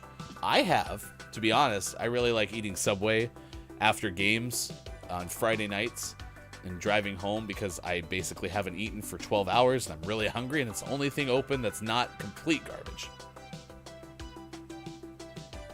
True. Because don't get me wrong, I also like the Wendy's drive-thru at 12:30 at night, but Now you're talking. I'm getting For a nice Wendy's burger. well, I'm getting chicken nuggets and a Frosty, so I figure at least eating the sugar-based bread with some vegetables on it is a better choice. It's very sugary. But it has a landing strip, so it's totally fine. it's the toppings runway. You can trademark it. Trademark it. I do miss that cut though. They switched to the hinge cut decades ago. It was very sad. Yeah. That's right. They're just now they're not sandwich artists. They just make sandwiches I now. just like the little they would place that little section back in. Like, boop. It's like a little hat for your sandwich. KJ said the spicy trio the best sandwich. I do like it's the Italian spicy Italian. Oh, I bet the spicy trio is the one that has the ham. That's the Italian BMT, right? Or is there a spicy trio that I don't know about? Is that off menu?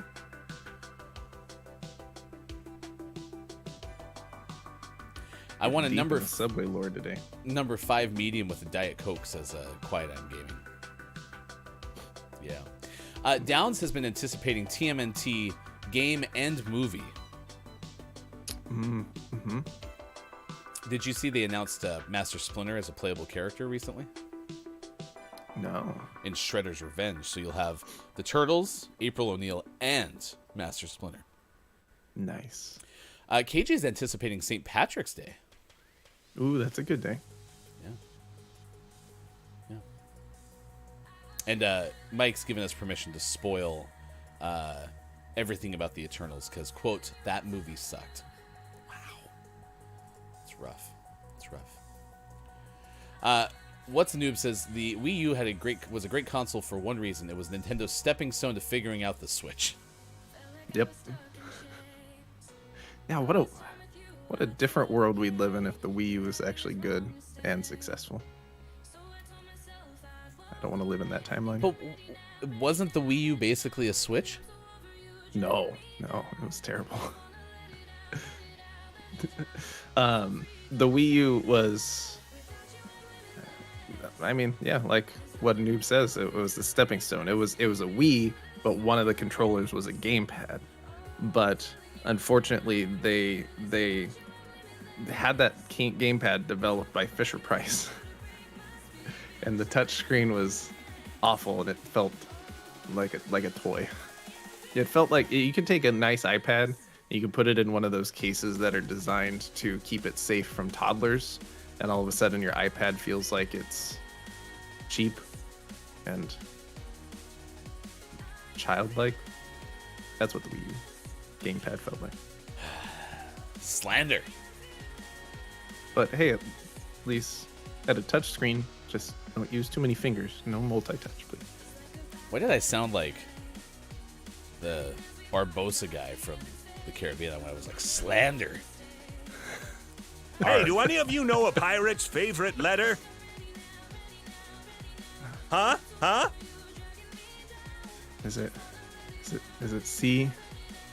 You'd think it was the C, but their favorite is R. I say one thing that sounds like a character from Pirates of the Caribbean, and Bob capitalizes on it. Bob likes it. Yeah, Bob. We know. All right, let's do Choose Your Own Adventure, chat. If you want the 10 greatest archers in TV and film, please type the letter A for Archer. If you would like the 13 most forbidden places in the universe, these places are places you're not allowed to visit. If you visit there, you'll turn into a newt, but you'll get better. Uranus is not on this list, but Uranus is limited access. And general store. The reason that that's on the list is because Horizon Forbidden West comes out tomorrow. So if you would like 13 most forbidden places in the universe, type F. A for archers, F for forbidden places. And while we wait for the vote, Lady K has her fun fact of the day. Hit me. Fun fact, due to containing precursor chemicals to cyanide, bitter almonds should not be consumed. Sweet almonds are safe in moderation, but the high level of niacin can have adverse effects if you consume a lot on a regular basis. Bitter almonds contain a chemical which, when combining with stomach acid, can become hydrogen cyanide. Lady K, fact of the day. I'm sorry, Downs. Wow. I don't know if that's just because Overwhelming. it is. They just like to type the letter F. I was gonna say, is that commonplace in streaming where everyone's just so trained to type F's in chat? So They'll have it on a hotkey. I apologize. I will post the 10 greatest archers in our Discord. Coincidentally, the hotkey is the letter F. This comes our way from Holidify. It looks like someone took holiday, added fi to the end to make Holidify. Yeah.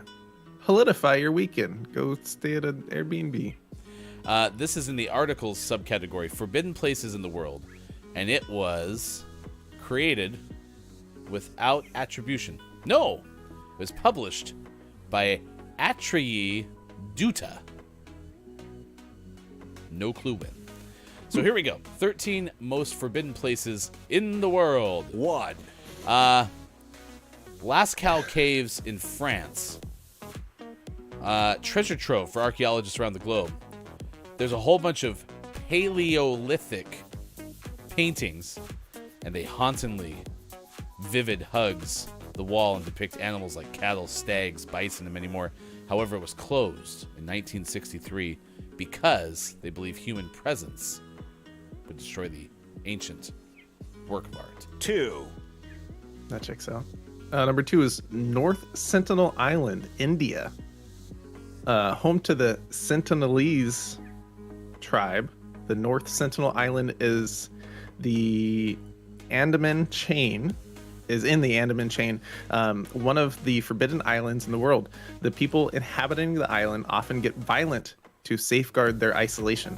The tribe have lived there for over 50,000 years under the protection of the Indian government.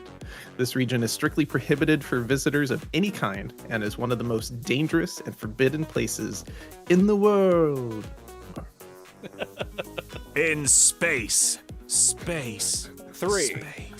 Surtsey Island in Iceland. A lot of these seem like they're going to be because human interference will mess some things up. That's kind of the impression I get. Surtsey Island is a little bit in that vein, off the southern coast of Iceland, and it's basically the result of a volcanic eruption that lasted for 4 years. Ooh. Wow. Well, now at least I have something where it's like, man, I did that 4 years ago. I can be like, volcanic eruptions sometimes last longer. That's nothing. I have a frame of reference there. You can go if you're one of few scientists and geologists because they believe that human interference will disrupt the ecological succession taking place on the island. 4. Number 4 is the Ise Grand Shrine in Japan. Japan has approximately 80,000 shrines, and the most important of which is the Ise Grand Shrine. It's one of the most expensive temples in Japan. To maintain the Shinto traditions dating back to the 8th century, it's rebuilt every 20 years and comes with $1 million price tag. And if you want to go check it out, too bad, because unless you're a member of the royal family, you're forbidden to enter the hallowed halls of this ancient Japanese representation. 5. This one's located in New York City. It's North Brother Island. It's one of the most popular abandoned places because it was once a quarantine hospital. It was home to Typhoid Mary, identified as the first American to carry typhoid fever. And now it's a bird sanctuary. See, it was home to Typhoid Mary, who was identified as the first American to carry the typhoid fever. It's now a bird sanctuary and permanently shut, quote, for the common people. 6. Number 6 is Dulce Base, USA, birthplace of Dulce de Leche. It's a quaint town. USA. USA. USA. I'm so patriotic today. Exclamation point. This is a quaint town situated near the Colorado border in New Mexico. It has a population of 2,600 Native Americans, and it serves as an underground laboratory where unbelievable experiments take place. What? Okay. It said that the base is a massive hidden compound that houses incredibly advanced technologies and human-animal hybrids. The base has very tight security and is regarded as one of the top forbidden places in the world and in the U.S. Wait, what? 7. It's just, I'm moving on from that one. When they said unbelievable experiments, I'm like, I didn't know. We're reading 13 most unexplored, forbidden places in the universe from Holidify.com. Heard Island in Australia, apparently it's politically part of Australia, but it's between Antarctica and Madagascar. This whole thing is made of debris from limestone, from debris and limestone because of volcanic eruptions. And so there's, again, fragile natural surroundings, and so no one can go there. 8. Number 8 is the Doomsday Vault in Norway. This is a seed bank situated in the heart of the Arctic Svalbard archipelago. And it's a secure vault that preserves a variety of plant seeds in the case of an apocalypse or global crisis. From every nook and corner of the globe, seeds are sent to the Doomsday Vault for long-term storage. The vault is only open to special guests on specific days. 9. Like the weekend of the week, known as Wednesday. I actually kind of like that one. That's my favorite one on this list so far. Number 9 is in Brazil. It's Snake Island. It's apparently illegal to visit because there's apparently 4,000 golden lance heads on the island, the deadliest serpents on the planet. Now, I want to know... it does say the government made it illegal. I was like, is it not available because some human element said no? Or it's because there's 4,000 of the deadliest serpents and no one's going to go there? 1. 0. Number 10 on this list is Area 51, USA. It's in southern Nevada and is always wrapped in conspiracy theories. It's a U.S. military base, and it has the reputation of being where they test. It's a testing ground for weapons and aircraft. But there's lots of speculation, conspiracy theories, and whatnot. They believe that the officials conceal alien evidence at the base. It's totally off limits to commoners, and even the U.S. barely acknowledges the existence of said Area 51. There you go. 13 most forbidden places in the universe. These are places that you're not allowed to visit. If you visit there, you'll turn into a newt, but you'll get better. Uranus is not on the list, but Uranus is limited access. And general store. Is that glass bulletproof? No, sir. Area 51 in Independence Day, starring Will Smith. It's a good movie. I haven't watched that in a while. Should we watch Independence Day? For like a watch party? Yeah. Ooh, that's a great idea. Wait, hold on. Should we watch Independence Day? Yes. From the live studio audience. Everybody in our live studio audience agrees. Every single person. Yeah, we'll add it to our watch parties list. Let's go ahead and run through that really quick. Fantastic Four, B-Movie, Legends of the Hidden Temple, every MCU movie, Hackers, Pride and Prejudice, and Zombies, Frozen 2, Christmas Comes to the Packland. Oh, perfect. Yeah, we'll probably do that in 2024. No sweat. So, it'll be good. Bill Pullman looking at the other side as Professor Oaken's getting choked by the tentacle of the alien, moving his vocal cords so it looks like he's talking. And he goes, "What do you want us to do?" Die. It's pretty good. It's pretty good. We can have a double feature. We'll watch Independence Day and The Eternals. I got my Academy Award for that performance. That's pretty good. Looks just like a coffee bottle. Get your Dunkin' coffee. You should. All right. It's now 7:40 on the West Coast. It's 10:40 out east. It's 3:40 for those watching in the UK. See what Look It's Miko's tracking at this hour.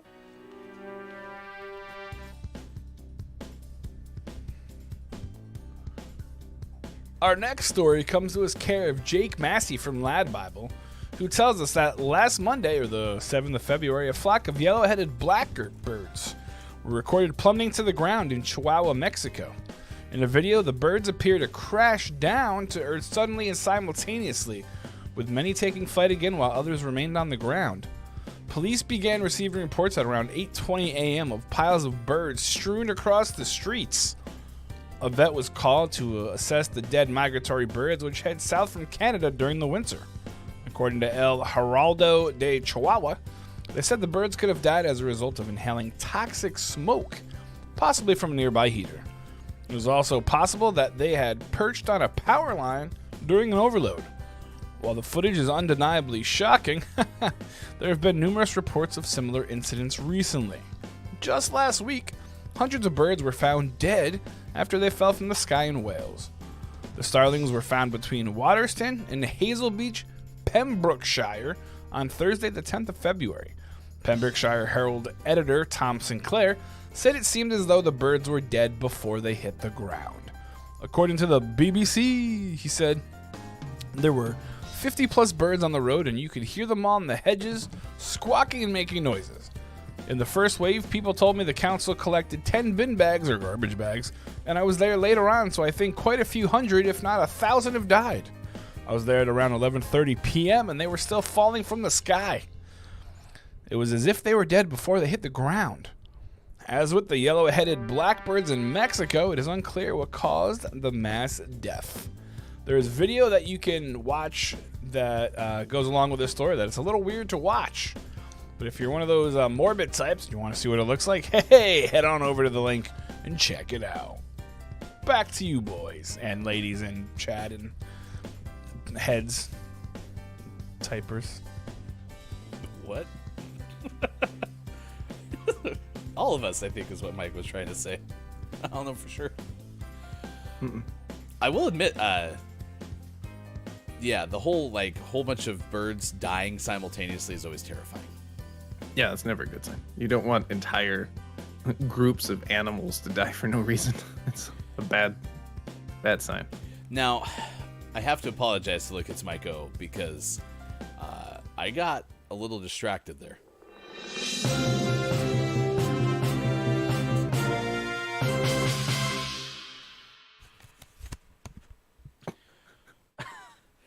Open it more. Do it. Keep going. I've been watching Independence Day my whole life. And keep in mind, I'm not a big Star Trek person. But the aforementioned Professor Oaken, I just referenced this person whilst talking about my Academy Award-winning performance. Professor Oaken's played by Brent Spiner, who played Data in Star Trek. Yeah. We had a discussion about Brent Spiner during one of our birthday segments one time, probably on Brent's birthday. That checks I out. had no clue that was him. I've seen this movie over 50 times. Brent Spiner is not an unknown actor. What did I do? Also in Independence Day, I don't know if you know this, but Will Smith, also the Fresh Prince.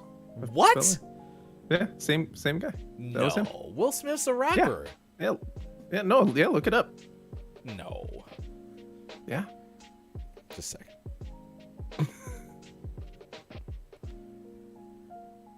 Just a sec.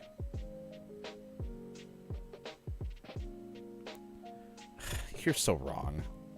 It says Will Smith is a baseball player for the Atlanta Braves. It's a pitcher. You're so wrong. Look at my goes. Did you know that the alien inside the room with Data was played by Alfonso? That's not true. That's not true. Oh my gosh, how did I not pick that up? Man, they did a. Professor Oaken was a great character. I was a big fan of that character. So exciting. Hundreds of thousands of people have died in the last 48 hours, and you're calling this exciting? That's Bill Pullman yelling at Data. You're only going to refer to his character as Data now, aren't you? Professor Data. I can't believe that's the same. Quiet, you've changed my life. Thank you, Quiet I Am Gaming. You can stay. I don't know. Earlier, Quiet said that he was a fan of the Wii U. We didn't mention it, but I did take note. You implied it. Implied it. Wow. I am so sorry, because even what was like, dead birds are never a good thing. I'm pretty sure this is the beginning of a bunch of horror stories. Exactly. That was a great story. But I'm sitting there going like, what? Because here's the exact Quiet line of thinking. You ready? I said Will Smith, right? Will Smith was in Independence Day, greatest actor of our time. And Quiet goes, and Jeff Goldblum. And I was like, oh yeah, Jeff's good too. The dinosaurs. And then goes, and the dude who played Data in Star Trek as the Area 51 scientist. And my brain went, I doubt it. I can't believe Quiet's wrong. I mean, my takeaway that's pretty okay is already in. It's locked in. There's nothing more I need to do. Yep. Yeah. It's Professor Oaken as Data. Data is Professor Oaken. Einhorn is Finkel. I like how we put your assists finally up on the board, and we've gotten 0 today. 0, absolutely 0. And have we even won a game? I don't know. All right, about to change that right now. For Professor O. Oh.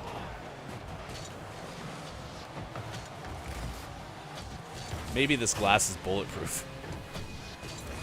Glass over the goal.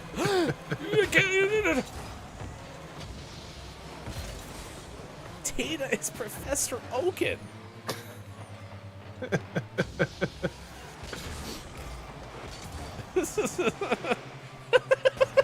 So first, Quiet goes, plays Bob's You're Welcome, but then goes, me? Wong? Why I never. And then he goes, I swear I typed wrong, which is hilarious. Hilarious. The alien in the mothership was played by none other than LeVar Burton. I don't think that's true either. Good night. When they shoot the nuclear bomb at the alien in the mothership while they're smoking their victory cigars, and then it jars them loose. And then they get out of there, and then they start saying things about, I haven't heard no fat lady. It's a good movie. Good movie. I've given lots of assists today. That's true. Lady K adds, solar flares can also cause flocks of birds to go crazy and end up dead. They rely on magnetic fields to navigate, so solar flare will interrupt them and confuse them enough to whip them into a... Man, birds are a creature, man.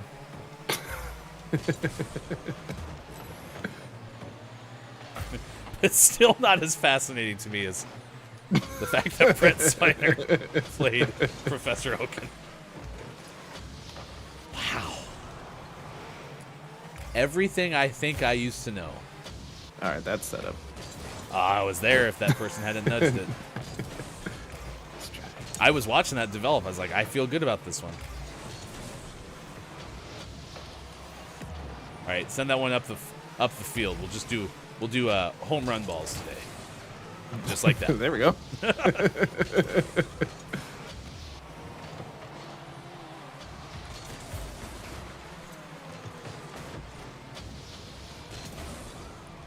Seriously, Quiet goes, I've shattered Ryan's worldview. Yeah. Brett Spiner might now be my favorite actor.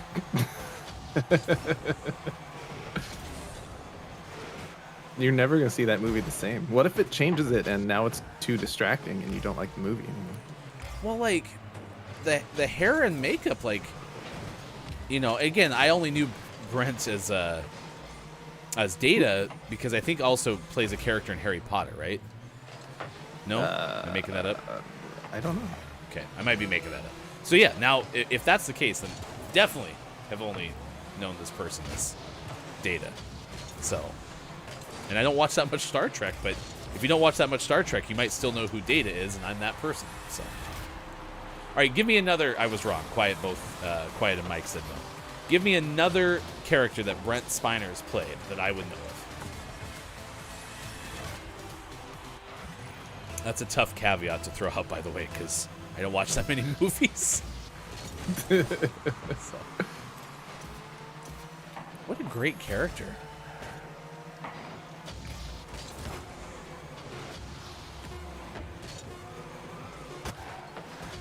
What's right? Do you go up to 6 needed? Like, are you starting to lose assists because we've sucked so badly today? Maybe. Man, we're awful today. Jeez Louise. 751. Did you at least say the words you're supposed to say to the people to get the things? Nope.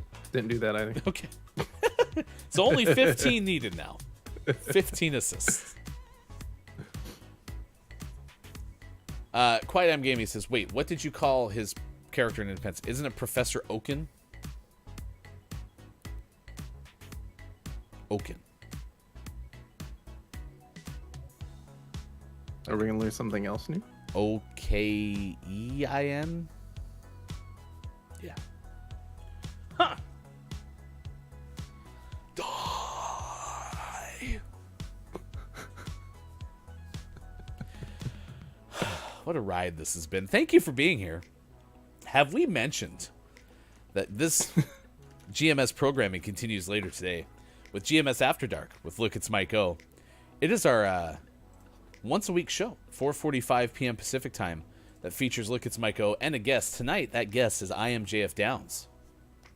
I Am JF Downs is going to play a game called Oof, That's Hot. Oof. It started out as That's Hot. Oof. But with little moving words around magic, we made it Oof, That's Hot. So it's Downs, chicken wings, and ketchup.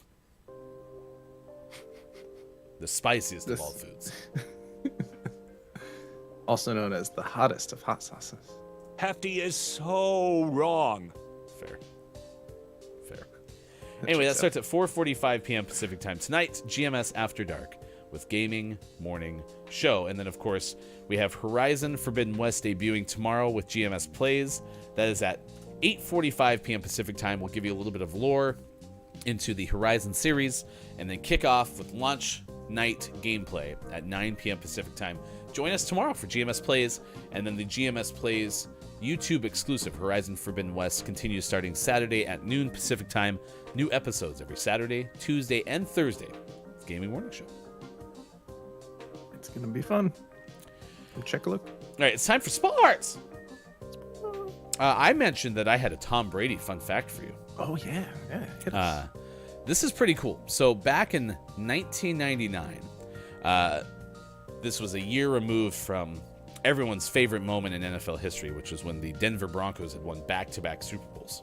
Okay, your Denver Broncos beat the Packers, Super Bowl 32 in San Diego, then proceeded to take down the Atlanta Falcons in the Falcons' first ever Super Bowl in Super Bowl 33 in Miami. John Elway's last game as the quarterback of your Denver Broncos, and was named Super Bowl MVP. We all remember that moment in time because it was one of the greatest moments in all of our histories, correct? Indeed. Correct. Mm-hmm. So the next year, Tennessee Titans, the former Houston Oilers, made the first Super Bowl in franchise history because Houston never made it. And the Titans took on the St. Louis Rams, led by upstart quarterback Kurt Warner. Now, many didn't know Kurt Warner because Kurt hadn't been in the league. In fact, at the beginning of the year, Trent Green had gotten hurt Trent Green was supposed to be the St. Louis Rams quarterback. Got hurt in the preseason. So Kurt Warner took over. And now, years later, in fact, decades later, there's a movie featuring, all the news or story of Kurt Warner, played by the guy who played Shazam? Shazam was a recent superhero movie, right? Not Kazam, that's Shaquille O'Neal. Anyway, I'm getting to Tom Brady. Shazam coming back? I promise. SHAQ. Kurt Warner took two other teams to the Super Bowl. The Rams once more, and then took the Cardinals as well to their only Super Bowl appearance. Kurt Warner did some good stuff as a quarterback. Okay. Mm-hmm. So that happened in 1999. Super Bowl 34 was your... No, wait. Yes, that's correct. Then the next year, the Ravens and Trent Dilfer's beautiful goatee beat the New York Giants. Ravens defense was great. Okay. Then the year after that, the Rams made it back to the Super Bowl. And Tom Brady and the Patriots, the quarterback that replaced Drew Bledsoe after he was hurt on a big hit by Mo Lewis, New York Jets linebacker. Tom Brady beats the Rams in the Super Bowl. All of that to say that the Rams won the Super Bowl. Tom Brady starts his career. Tom Brady retires. The Rams win the Super Bowl. The Rams have bookended Tom Brady's career. Well, it was the Rams all along. It's actually less magical than I thought, because I actually was thinking that the Rams Super Bowl win over the Titans happened right before, but the Rams did not make it in back-to-back years. So kind of all of this one little tidbit that I read this morning on Twitter was not nearly as tied up in the beautiful, clean little bow as I thought. So It's still pretty good, though. it's not bad. Could I'll be allow it. better. All right. I mean, you could look at it as Brady beats the Rams, and therefore that was the start of Tom Brady's career. But we were supposed to be celebrating, Super Bowl championships. So, Right, that's right. particular analogy. Do you happen to know? This could be completely random trivia that you may or may not have heard in your life. Do you happen to know the only NFL team that has a winning record against Tom Brady as the Patriots quarterback? Well, surely, no one's done that, right? That's such a big feat. Well, there's 32. Critical feat.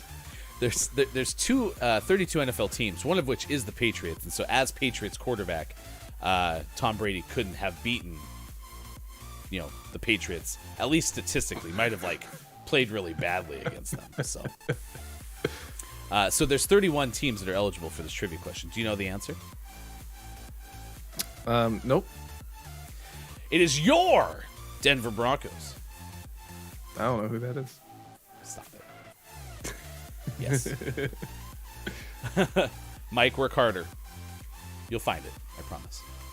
They did lose to Tom Brady last season as Buccaneers quarterback, so we have a all-time record of 9-9 against Tom Brady. But look at Tom Brady's playoff record and then notice that he went 1-3 against the Denver Broncos. So yes, as quarterback of the New England Patriots, the Denver Broncos are the only team with a winning record. So there you go. Thank you for being here. Yesterday, other modern sports includes your Calgary Flames with a win. Mm-hmm. 7th straight, 6-2 over the Columbus Blue Jackets. They're hot. I got an interesting updates about this game because I have my alerts turned on for Flames games so that when I'm not able to watch it, I can get score updates anytime someone scores. And I don't know if it was my phone or the app or what, but they hit they hit some traffic and I wasn't getting anything and I was busy, so I didn't even realize there was a game on and it had started. And then towards the end of the game, I started getting all of the score updates at once. And so out of nowhere, my phone's Flames scored. So all of the scores, according to my phone, happened in the span of about 30 seconds. It's interesting. And Chris M. Yee, mayor of the internet, and his Los Angeles North used to be Kings. Tyler Toffoli did score. I think it was like the 6th goal or the 5th goal. It was pretty late in the game. So, it was pretty good.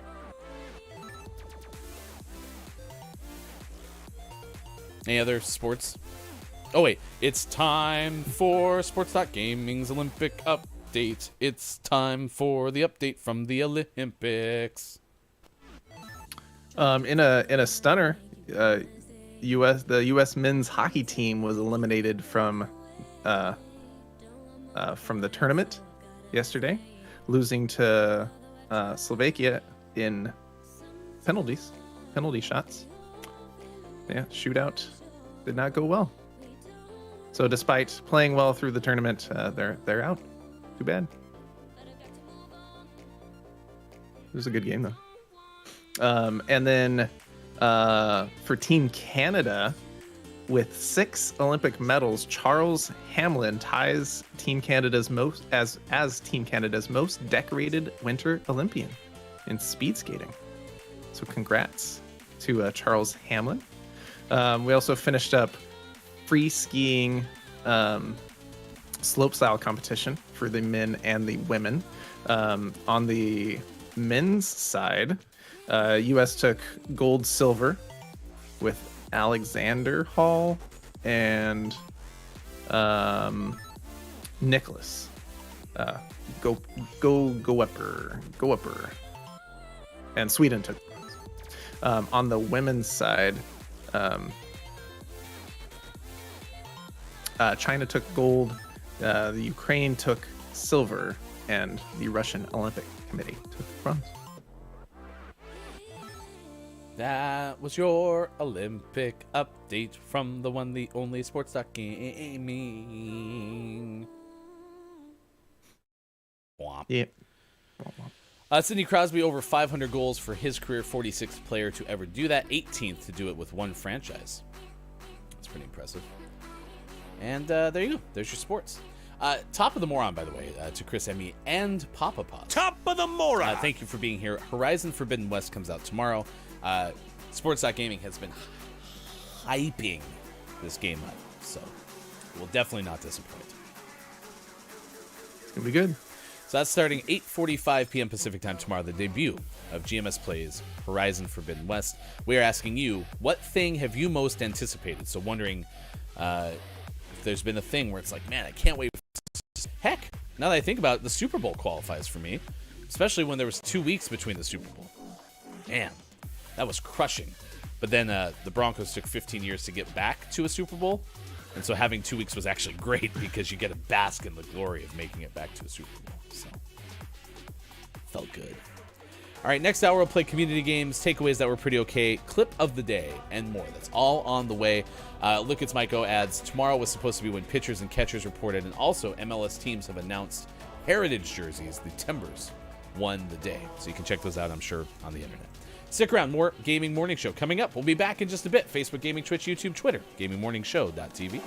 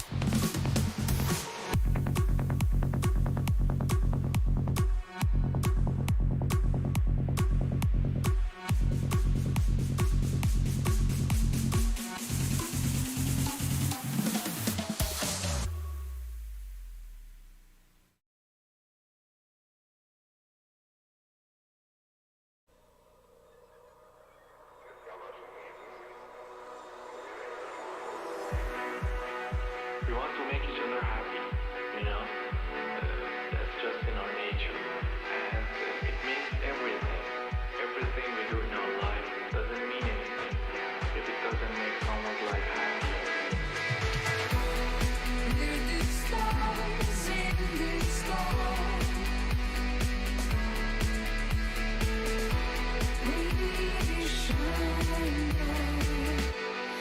Keep each other high.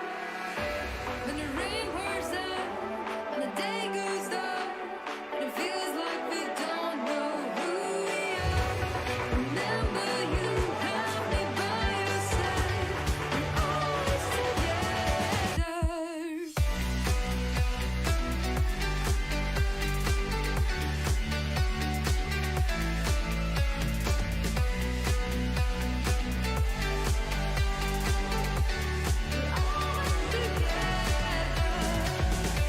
When the rain pours down, when the day goes down, when it feels like we don't know who we are.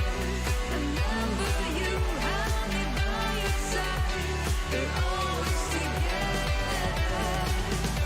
When the rain pours down, when the day goes down, and it feels like we don't know who we are. Remember you have me by your side. We're always together.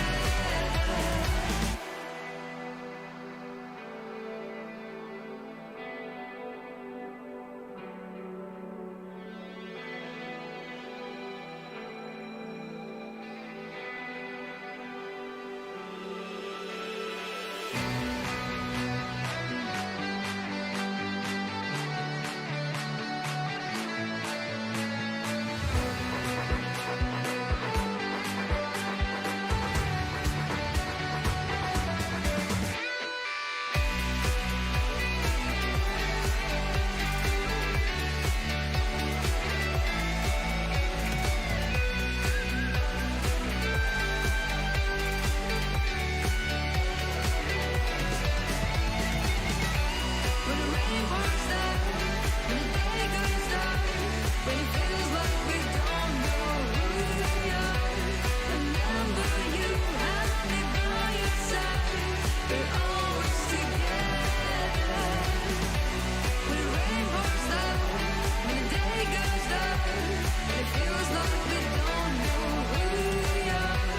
Remember you have me by your side. We're always together.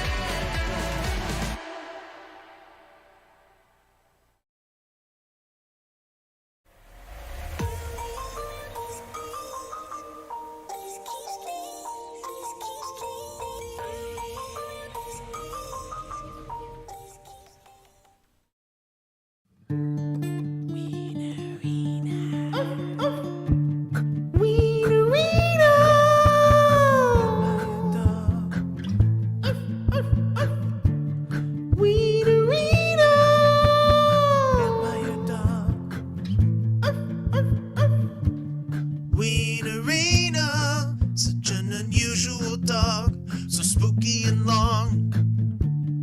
Wienerina, with the wag of her tail, on wings she set sail through the night. She'd like to play with the other ones, but she's frightened of the sun. All she wants is a little love and a little bit of blood. Wienerina, at midnight digging up bones with her pet snake Ramon. Wienerina, her doghouse looks like a tomb. By the light of the moon she sneaks out. She'd like to fetch a ball and play, but the children see her and they run away. Hear her barking in the night. All she wants is love and a little bite. Wienerina.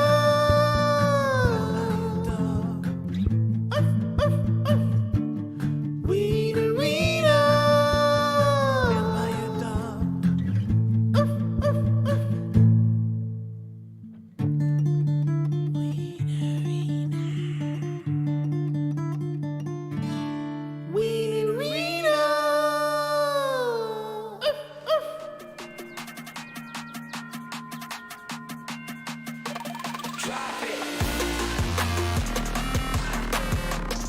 Coming up on Gaming Morning Show, Community Games, and GMS, Morning Gaming Renews.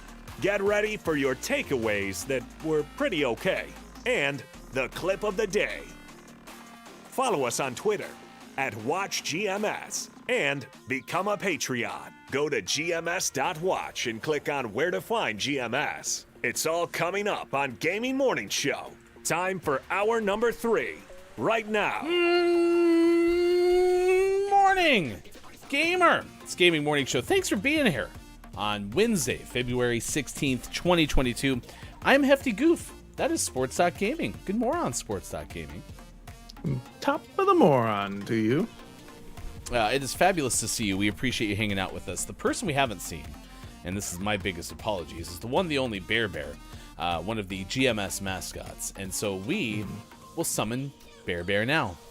Bear Bear, where are you? Bear Bear, I hope you're due to open that window and let us see the Bear Bear that we love and need.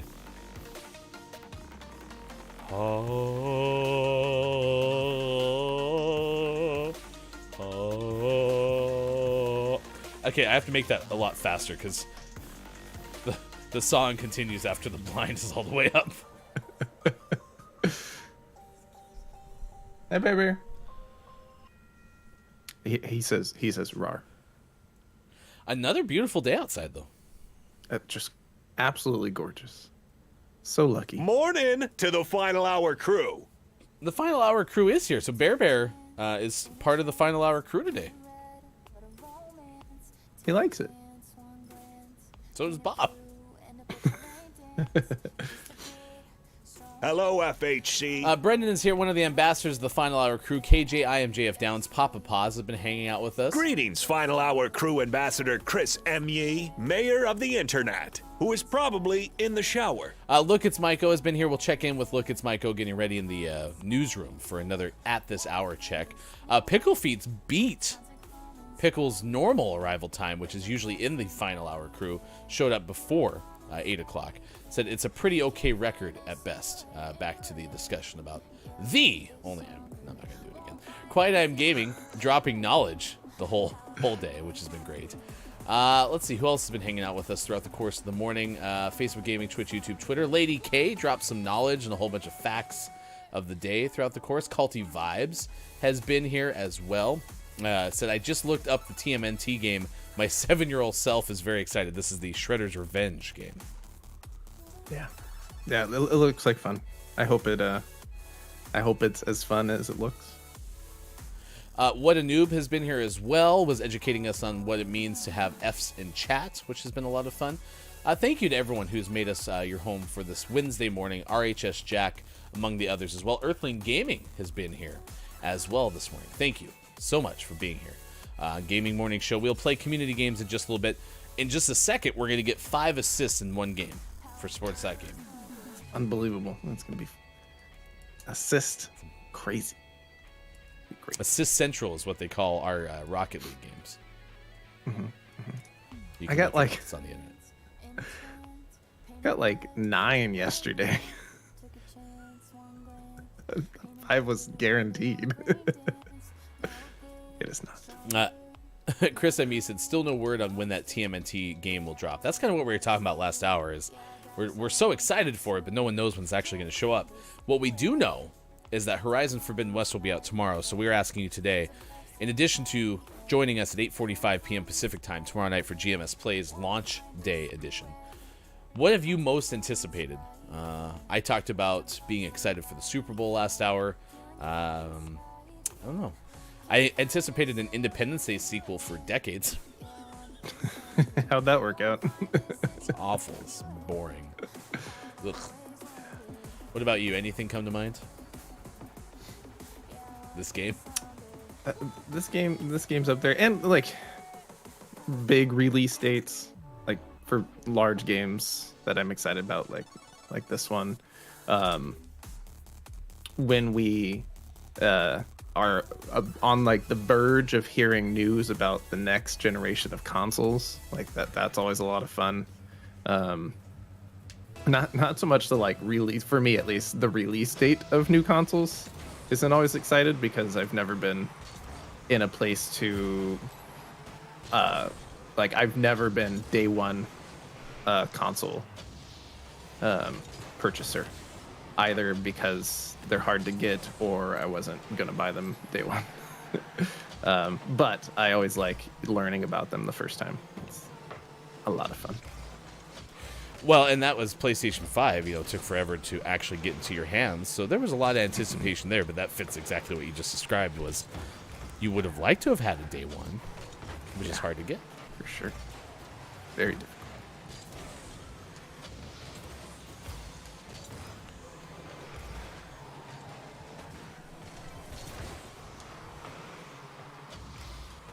Brendan goes, you learned about F's in chat? I'm so proud. Yes, we taught everybody involved with Gaming Morning Show what it means. You're doing it. Ryan You're hip with the lingo. You already knew what it meant, right? Because I knew what it meant. Before. I don't know the origin. Gotcha. So, Gotcha. And that was that was new news to KJ, so we had to educate KJ. Listen, we are a team, and if one of us doesn't know something, then all of us doesn't know something. I don't think that's how knowing things works. Lady K, still building a church, just putting out blueprint much bigger than I thought. Send help. You can always join our Minecraft realms as well. We have them in our Discord by going to discord.gg/all those letters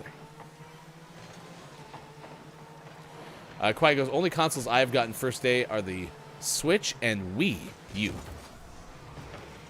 No, I'm just kidding. Quiet said Wii. Just Wii, I promise.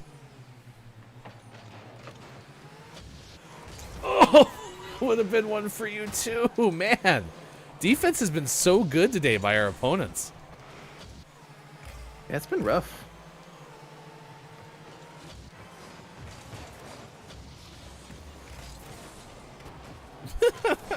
I probably interfered with that goal more than I helped.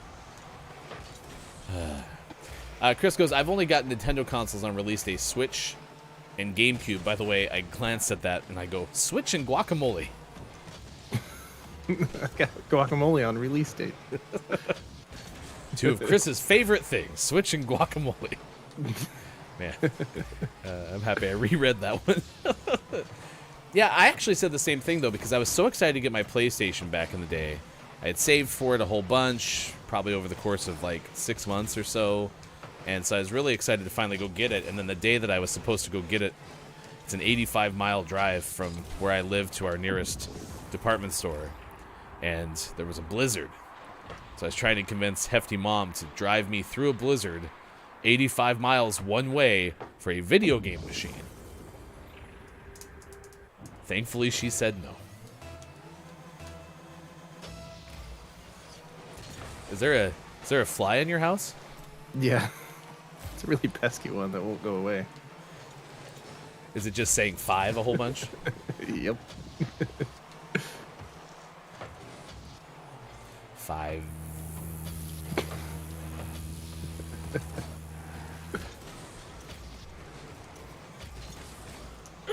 Hit the brakes.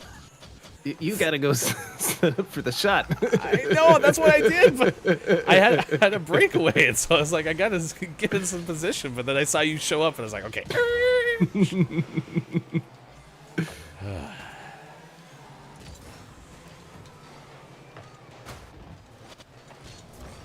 Okay.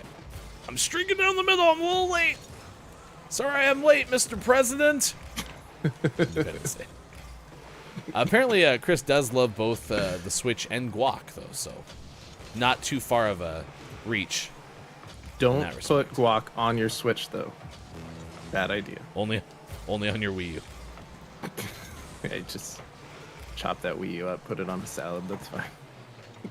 And then you take that salad and you put it on a pancake. Okay. Melt the Wii U down. Slow trick. Oh, I had the wrong angle. I'm so sorry. Oh, that was a good pass, too. 5.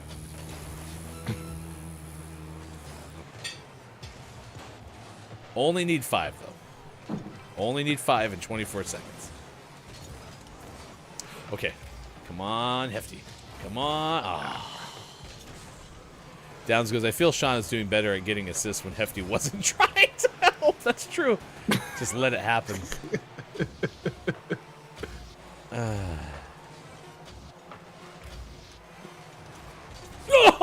Oh, that would have been one at least. Well then, it's 8:20 on the Zero West for the Coast. day. It's So sad. 11:20 on the East Coast. Is 4:20 for those watching GMS in the afternoon. Why don't you swat that bug off your screen for today, and we'll try again tomorrow. It's just gonna stay right here on my shoulder. Look warming and lovingly at that. Quiet. Ryan is uncracked. I mean, I wasn't trying necessarily until that last game, and I was really trying hard, and we were close. Yeah, their defense was pretty good that game. No cigar. Every single one of our captions are gone, including, I think, Bob. So I'm going to work on trying to get those back. Thank you for being here wherever you may be. This is Gaming Morning Show. We are a morning radio show that plays games Monday through Friday, 6 to 9 a.m. Pacific time on Facebook Gaming, Twitch, YouTube, Twitter, and at GamingMorningShow.tv. One more time, we've talked about it numerous times today, but we are so excited about it. GMS Plays Horizon Forbidden West live debut coming up tomorrow at 8:45 p.m. Pacific time. Game is available to play at 9 p.m. Pacific time. What is your last little recommendation on why we should watch coming up tomorrow? Well, if we got the people to hang out, I think we're gonna try to make a push to plant a tree tomorrow. From the news story we talked about today, there's a trophy that if you unlock the trophy, they will plant a tree in real life. And according to the report, you can reach the part of the game where you can get that trophy in the first 2 hours. So we may try to plant a tree tomorrow night. Yeah, I mean, that's kind of a little fun sub-goal. Yeah, I like that. Yeah.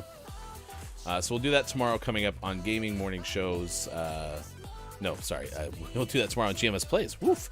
8:45 p.m. Pacific time. If you haven't already, you can register in our Discord. We have the reminder for both GMS After Dark tonight at 4:45 and GMS Plays Horizon Forbidden West. You can go ahead and get reminders there. You can go to our YouTube page and get reminded there. There's a whole bunch of ways to know when we go live for tomorrow's GMS Plays Horizon Forbidden West. All right. We're going to continue our game of Don't Let the Person Floating from the Balloons Fall in the Monster's Mouth. And, of course, Bob had some information. To see the record for the most balloons banked in Don't Let the Person Floating from the Balloons Fall in the Monster's Mouth, remember to type the easy-to-remember acronym, ! DLTPFFTBFITMMREC. All right, thank you, Bob. You can start spamming your letters. You're welcome. If you would like to. This is history. We're starting out with history. Our hard strength record right now stands at 29 balloons. Or our current streak, I should say. Our all-time record is 129.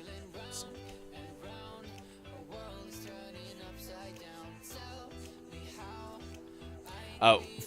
Let the record show that yesterday Downs did guess you in a hit. So It's true. It's true.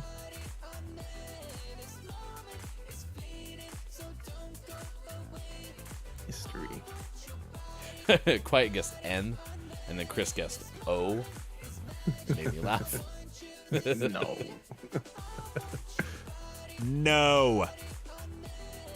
You're welcome, Downs. I got your back. You are to Don't Let the Person Floating from the Balloons Fall in the Monster's Mouth to what I am in Rocket League.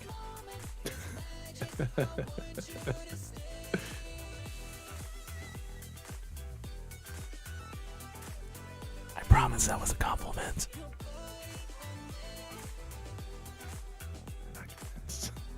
Bob is good with it. Ooh, Quiet and Chris with the simultaneous A's. The rare but wonderful simultaneous A guess. A. Bob, it was already guessed. We just talked a about little it. late. A little late. Try.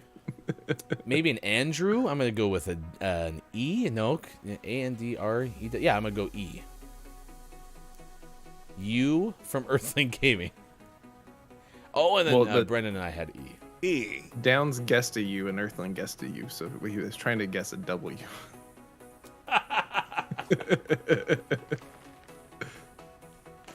Yeah, I'm gonna go Andrew on the front end of that.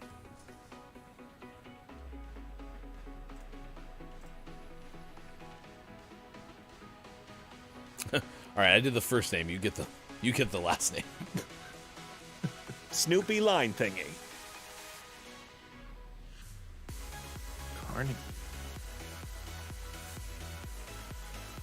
Who is Andrew Carnegie? I bet they named a hall after him.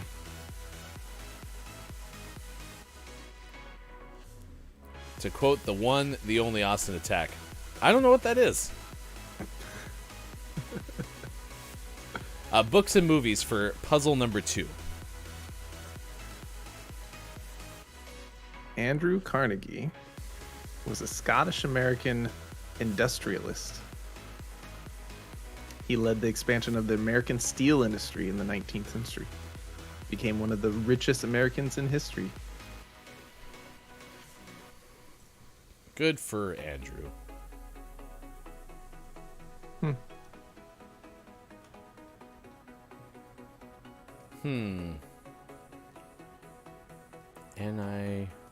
N-I-G-H-T 9th, maybe? No, there would be another H. And he did build the Carnegie Hall. Ah? Oh, so built it. Guess never made it to Carnegie Hall, though. You know why? Why? Not enough practice. It's the only way to get to Carnegie Hall. Even Bob didn't like that one. G from Chris M. Yee. Chris and Why? Oh, it's the mighty something. Morphin Power Rangers. The Mighty Mouse. Or Ducks. Probably makes more sense. It's also a good movie. We were perfect. U-S-A. U-S-A. V-S-A. Exclamation point. Did I catch a V in there, Bob? S.A.? Bob really likes movies. V-H-S. V-H-S. V-H-S. Exclamation point.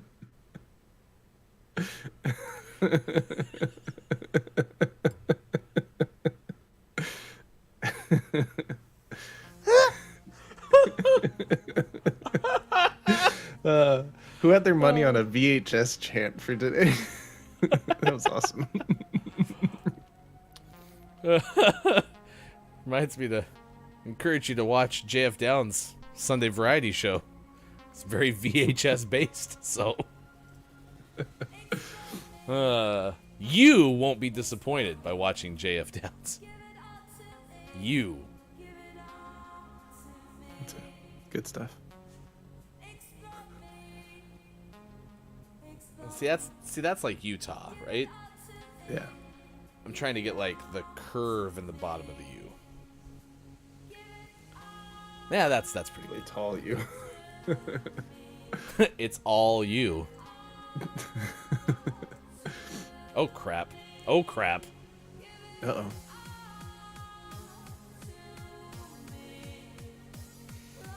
I really want V's and U's to be the exact same thing today.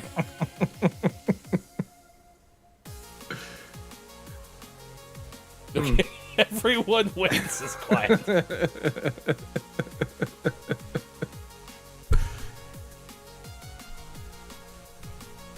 Nobody move.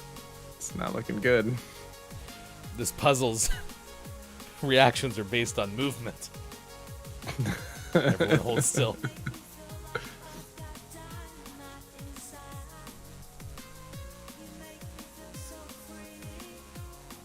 We're waiting.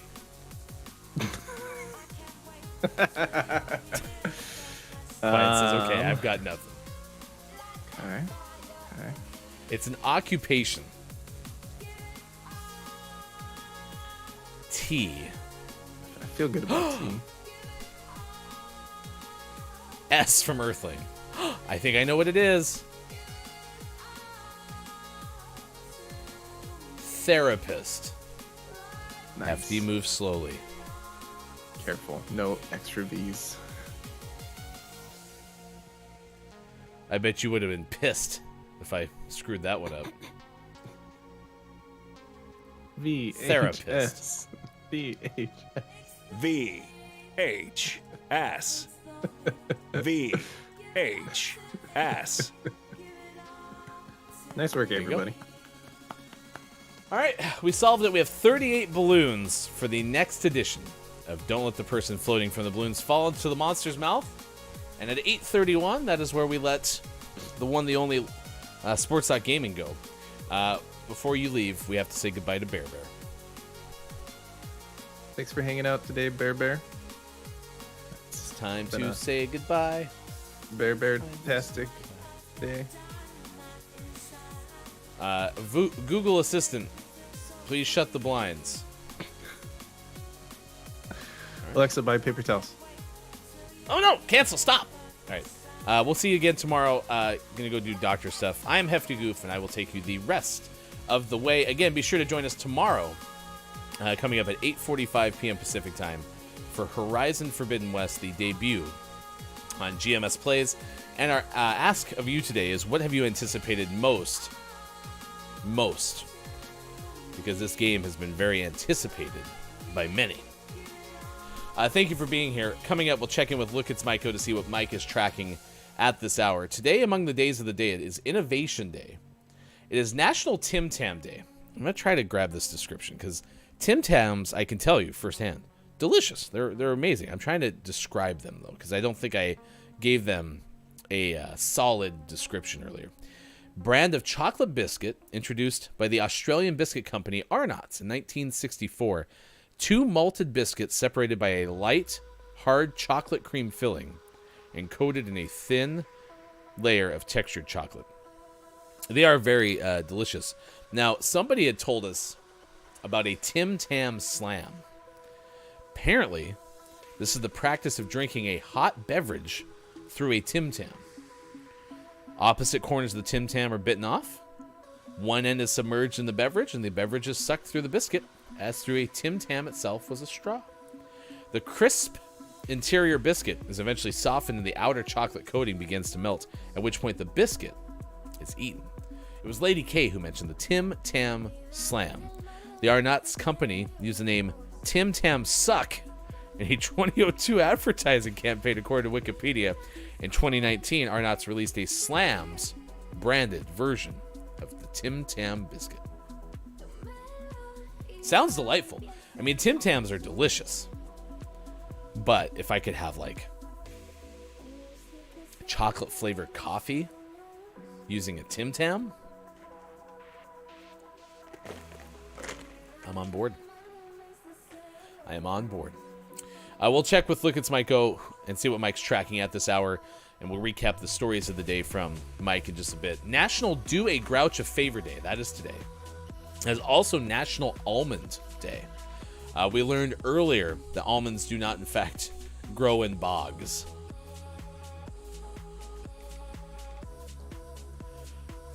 My understanding is they use a lot of water. They are not grown in bogs, like cranberries. Pickle goes, sounds like soggy biscuits. Yeah, I think it's kind of like the Oreo thing, right? You have to keep it in there for a certain amount of time, but then at some point it's going to fall off. And nothing's harder than that little Oreo pinch, right? Trying to keep it submerged long enough so it becomes super nice and soft without dissolving into the milk.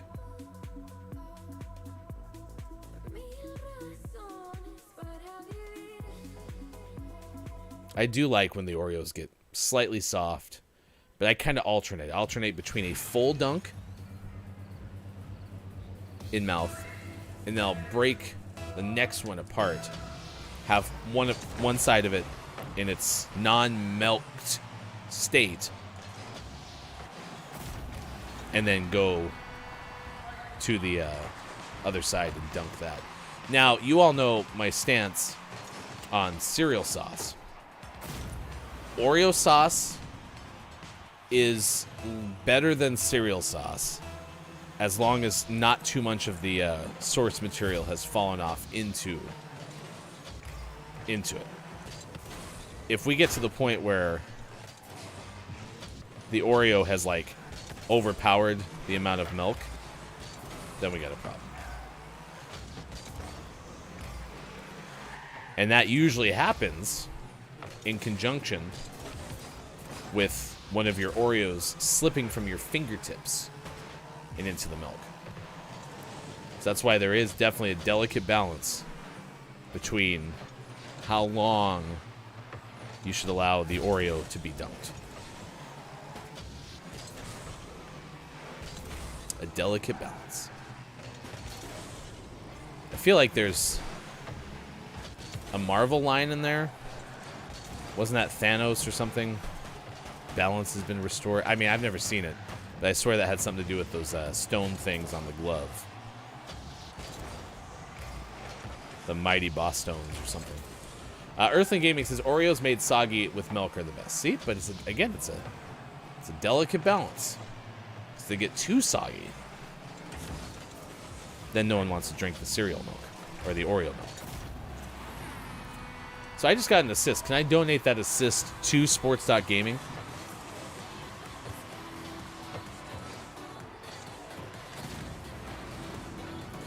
Gaming Morning Show, thank you. Today at 12 p.m. Pacific. That's not accurate. In fact, that came out yesterday. But episode 28 of Far Cry 6, the GMS Plays YouTube exclusive, was yesterday. And we appreciate everyone who's taken the chance to watch all of the YouTube exclusive of that series. Sean had a lot of fun making them. We will still have some extra content for Far Cry 6 after things are over with the gameplay. We're expecting something to do with the trophies and whatnot, so it'll be a lot of fun. So stay tuned, youtube.com/GamingMorningShow. Hey, it's Brendan _TTV asks, oh, y'all talk about cookie soup? More like cookie or Oreo sauce. Oreo sauce.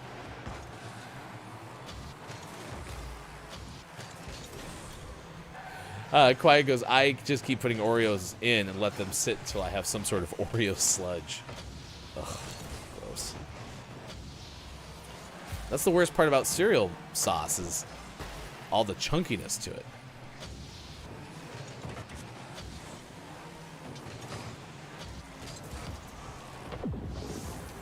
That was good. I scored a goal. Was not for sports.gaming. It was quite sad. If I could give that goal to sports.gaming, I would. It's quite sad. But yeah, the Flames won last night. That was super cool. Didn't have to do nearly as much laundry as I did on Monday night, so that was nice. It's been a lot of moving parts as of late in the household, so that's been a little bit stressful, but doing the best we can. Yeah, overall it was a pretty solid Tuesday. It's been a solid start of the week.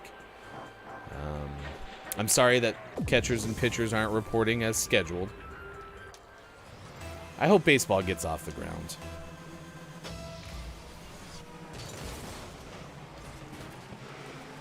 But I also just I watch so much more baseball now in person than I do on TV.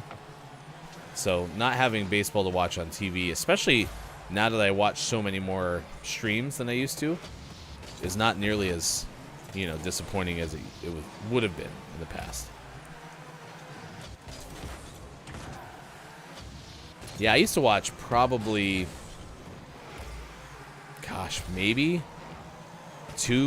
I'd have 2 MLB games on per day when I was subscribing to MLB.TV early on. And now, because, again, I watch so many more streams, I'm not nearly even just having it on as background noise as I used to. So, Chris Amigos, I was lying before. I am on the Flames bandwagon.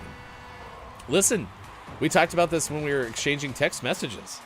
The Los Angeles North used to be Kings. If the result ends up being the same as what the Kings experienced, even if it's just once, because Kings won 2 in that stretch, I'd be on board. I mean, I talk about this a lot, especially as I reference that 15-year drought. Because so we were talking about Tom Brady and the Broncos being the only team that have a winning record against Brady as the Patriots quarterback, or even if you just look at the playoff record, even with Brady as the Buccaneers quarterback, even though really these two facts still stem from the time as the Patriots QB. I mean, only the Broncos and the Giants have a winning record against Brady in the playoffs. And, playoffs are always hard because he spent all of his time but 2 years in the AFC, so you can only play the AFC teams, obviously, unless you make the Super Bowl. That, the longevity of it, his career making it to 10 Super Bowls, right? Lost the 3, 2 to the Giants, 1 to the Eagles, and then won the 7. Like, that's, amazing to take 10 teams to the Super Bowl. I mean, John Elway would be one of your other all-time, individuals in a Super Bowl. Charles Haley obviously made it the whole bunch and won 5. Elway lost 3 of 5, right? So didn't have nearly the success once there. But all of this to say, I was in single digits when the Broncos made their first 3 Super Bowls, single digits of age. The Broncos won their first Super Bowl when I was in my teenage years, then won the one the next year, right? So over the course of like my first 18 years of life, it's like, oh, the Broncos make the Super Bowl all the time. This is great. And then we went 15 years between Super Bowl appearances. And so I quit taking it for granted. And so point being is like, when there's this discussion about, do you mortgage your future for a Super Bowl championship? Absolutely do. Because it's just, unless you're the Patriots and are the best dynasty of all time, best 20-year run of any team, you want to win it once. And even look at the Kings, right? Getting that 1 probably would have been enough. But getting 2, I mean, that's amazing. So anyway, not every franchise can be like the Red Wings when the Red Wings were super dominant, right? That happens every so often, but it's unusual. So yeah, if the Flames can win it, I mean, even a couple years ago when Calgary went in as the number 1 seed, like, was super excited, won that first game against the Avalanche. I was like, this is great. And then lost the next 4. So it can just kind of blow up in your face. A little bit of a sports ramble, but yeah, just win a championship whenever you can. I mean, even look at the Seahawks. Demolished your Denver Broncos, and then we're on the doorstep through that pick, and now they may be gone for another decade. You never know. So, same with the Chiefs. You just never know. We'll see. Let's check in with Maiko, see what Mike is tracking at this hour. Gaming Morning Show.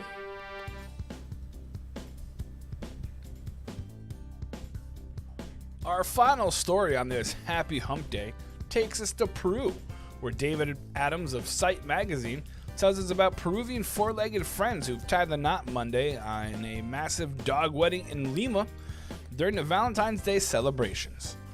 Dressed in Andean-inspired clothing, Cynthia Sabalas' dogs were the winners of Lima's Matrican, a play on Spanish words for wedding and dog, a local competition celebrating Valentine's Day by dressing dogs as if they're about to get married. I saw an Andean wedding and said, why can't I do the same with my little dog, Sabalos said. We are a family from Cusco. We live from arts, so I wanted to design typical garments for them. Mass weddings are common in Peru, especially on Valentine's Day, a way for Peruvians who cannot afford a wedding of their own to celebrate and also ensure their union is legally recognized. Mass dog weddings are just a twist on the tradition.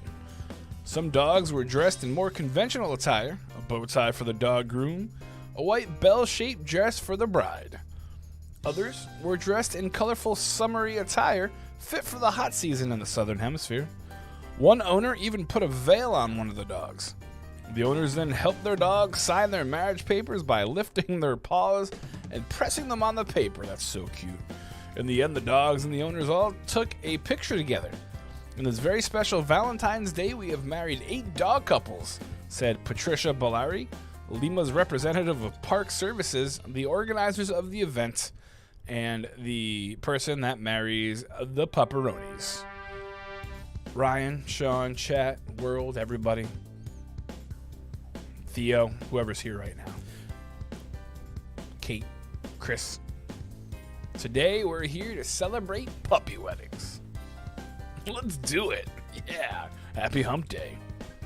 It's a dog pun. Get it? Okay, I think Mike's done. Mike, just look at the chat. You can see all the fine folks over here. Theo never showed up. Just look. There you go. That's GMS at this hour. Look, it's Mike. Pickle goes, wonder how many of those dog marriages end in dog divorce.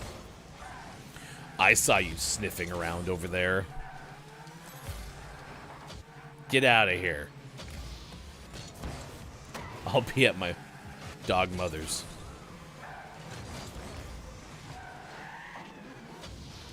Is that how that works?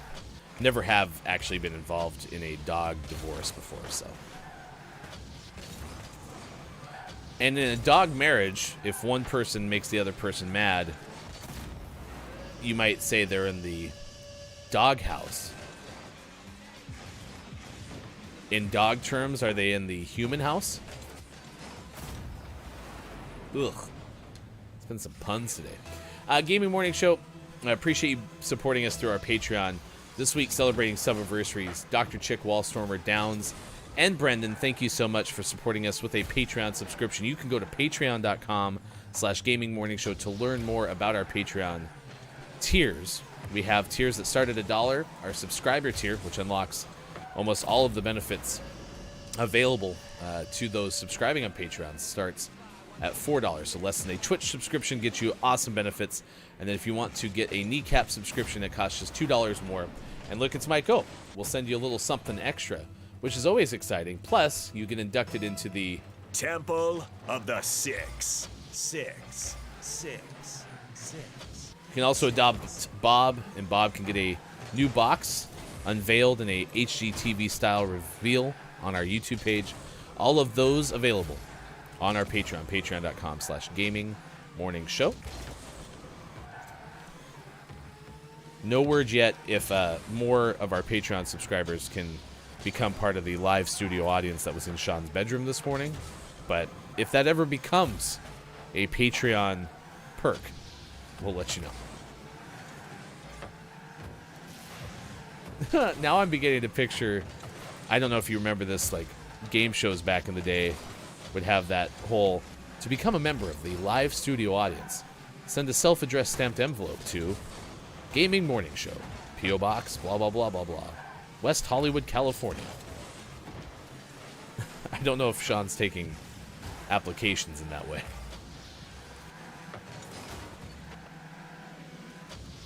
I also am pretty sure we have far less seating in the studio that Sean's in than we do, like, on The Price is Right.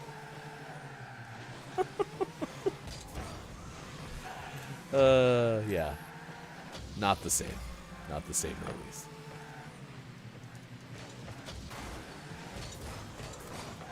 But yes, thank you for everyone who's joined us on Patreon. And be sure, if you would like to get the GMS emotes, you subscribe to Look It's Mike O. Mike does stream independently of Gaming Morning Show, and you can find all of these wonderful and trademarked so good emotes by subscribing to Look It's Mike O on Twitch. All right, we have takeaways that were pretty okay. Clip of the day coming up, all after our Gaming Morning Show Morning Gaming Renews. So that is on the way next on Gaming Morning Show.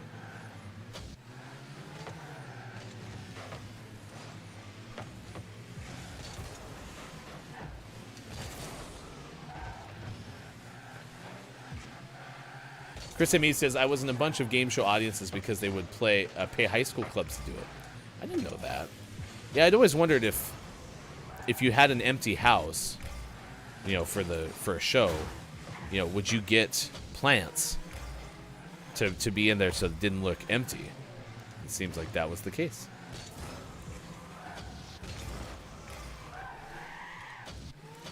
I wonder if that's still the case then. Like, I get the impression that in the internet era, it's easier to secure tickets to things, but I wonder if they still have plans.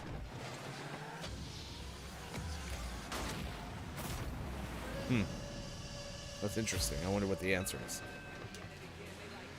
Chris said, I saw a bunch of pre-Steve Harvey Family Feud. Oh, and Hollywood Squares. I love Hollywood Squares.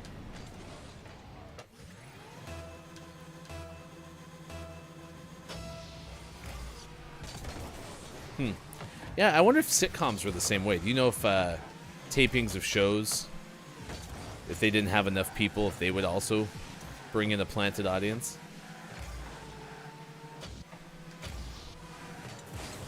Yeah, that'd be interesting to me to find out.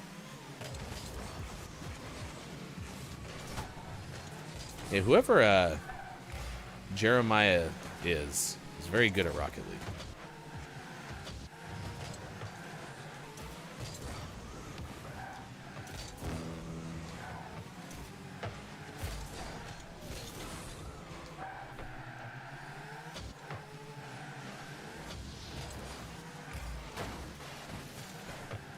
It's probably for the best if we lose this game anyway, because we didn't win any of the games with Sean. So I'd feel badly if we managed to pull off a victory without Sean. So that's why we're losing 5-0. Jeremiah was a bullfrog. Quiet on Gaming. That's an interesting fact. I also do remember that bullfrogs were a good friend of mine. So, Chris and me, I feel like no. My dad delivered mail as a producer for 2.5 Men, and he got us into a couple tapings. Okay. 2.5 Men. That was probably started about 15 years ago or so.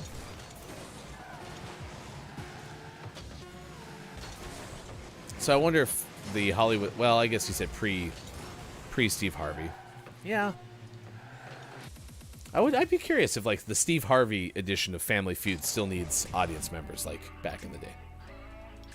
Brenda goes, our streak is back, baby. I read that as steak is back, baby. It's like, yeah, let's go steak. Yeah, losing streak is definitely in full force. Holy cow, I think we lost all 6 today. That's okay. Quality of gameplay does not matter. Well, what does matter is it's 8:52.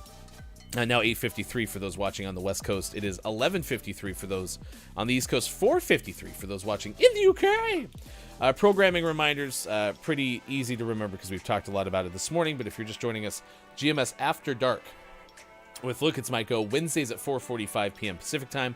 So that is today, and we will have IMJF Downs to play an edition of Oof, That's Hot. So please join us. It's a 90-minute show hosted weekly by Look It's Mike and it's a whole lot of fun. Today at 4:45 p.m. Pacific time, and then GMS plays the launch day edition live of Horizon Forbidden West coming up on Thursday at 8:45 p.m. Pacific time. You can go to the Discord and click on the event that we have programmed in there for both of those shows to get reminded when it is time to go live. Our question of the day has been Horizon Forbidden West comes out tomorrow. What have you most anticipated? My answers were getting my first PlayStation. Super Bowl Sunday is always anticipated by me, and there's plenty of others. We also gave you a list of forbidden places in the world because, well, Horizon Forbidden West. So if you missed that list, here is the entirety of it from holidify.com. Downs goes 90 minutes as long as one of us doesn't die. That's true. I mean, last time we played Oof, That's Hot, the show went off the air. So we'll see what happens if the streak continues or if we'll go 1 for 2 with a completed show coming up tonight. All right, today has been Innovation Day, National Tim Tam Day, National Do a Grouch a Favor Day. So if you see a puppet that is green in a garbage can, please help out Oscar the Grouch. It's also National Almond Day. Here's your Gaming Morning Show Morning Gaming Re-News. These are the headlines of the day that we do every single show in the 6 o'clock hour with hashtag Video Game Expert Sean. You can search Hashtag GMS Morning Gaming News. To find all of these on our Twitter, which is at WatchGMS. John Carson from Game Informer reports Netflix is partnering with Take-Two on a BioShock film. I saw this both this morning, but also Chris M.E. tweeted it. Chris is one of the two folks I remember off the top of my head that I've seen play BioShock, the other being Kate Zaid. And that was something that Chris was quite excited about. So if Chris is excited about it, I'm sure you should be too, because Chris is the mayor of the internet. Anyway, that's happening from John Carson of Game Informer. Elsewhere, Nicole Clark of Polygon talked about the story that Sean alluded to, which is kind of our now sub-goal on Thursday's debut, the launch day edition of Horizon Forbidden West on Facebook Gaming, Twitch, YouTube, Twitter, and at GamingMorningShow.tv. And that is, in the first 2 hours, allegedly, if you unlock a certain trophy, the creators of Horizon Forbidden West will partner and plant real trees. So that was from Nicole Clark of Polygon. And then Nintendo will end eShop purchases for both Wii U and 3DS next year. Sean was very sad to hear one of those things is going away. That story was from Wesley LeBlanc of Game Informer.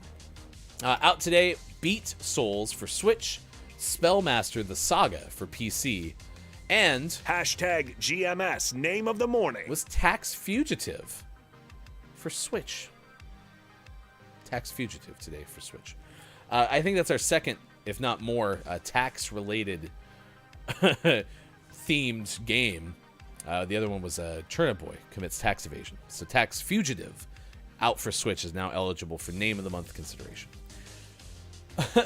Brendan goes, Sony, just plant the trees. You know, we talked about that this morning. I said that. It was like, this seems like one of those things that we could just do, but it's kind of, I know that there's other ways that corporations will do this, right?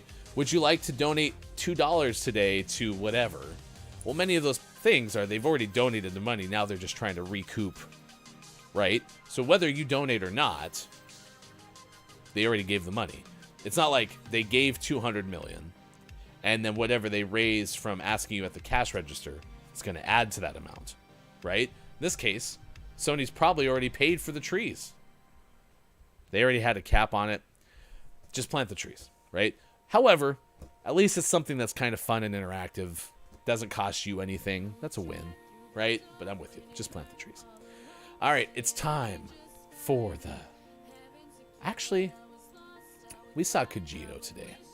Kajito, help us to clip of the day.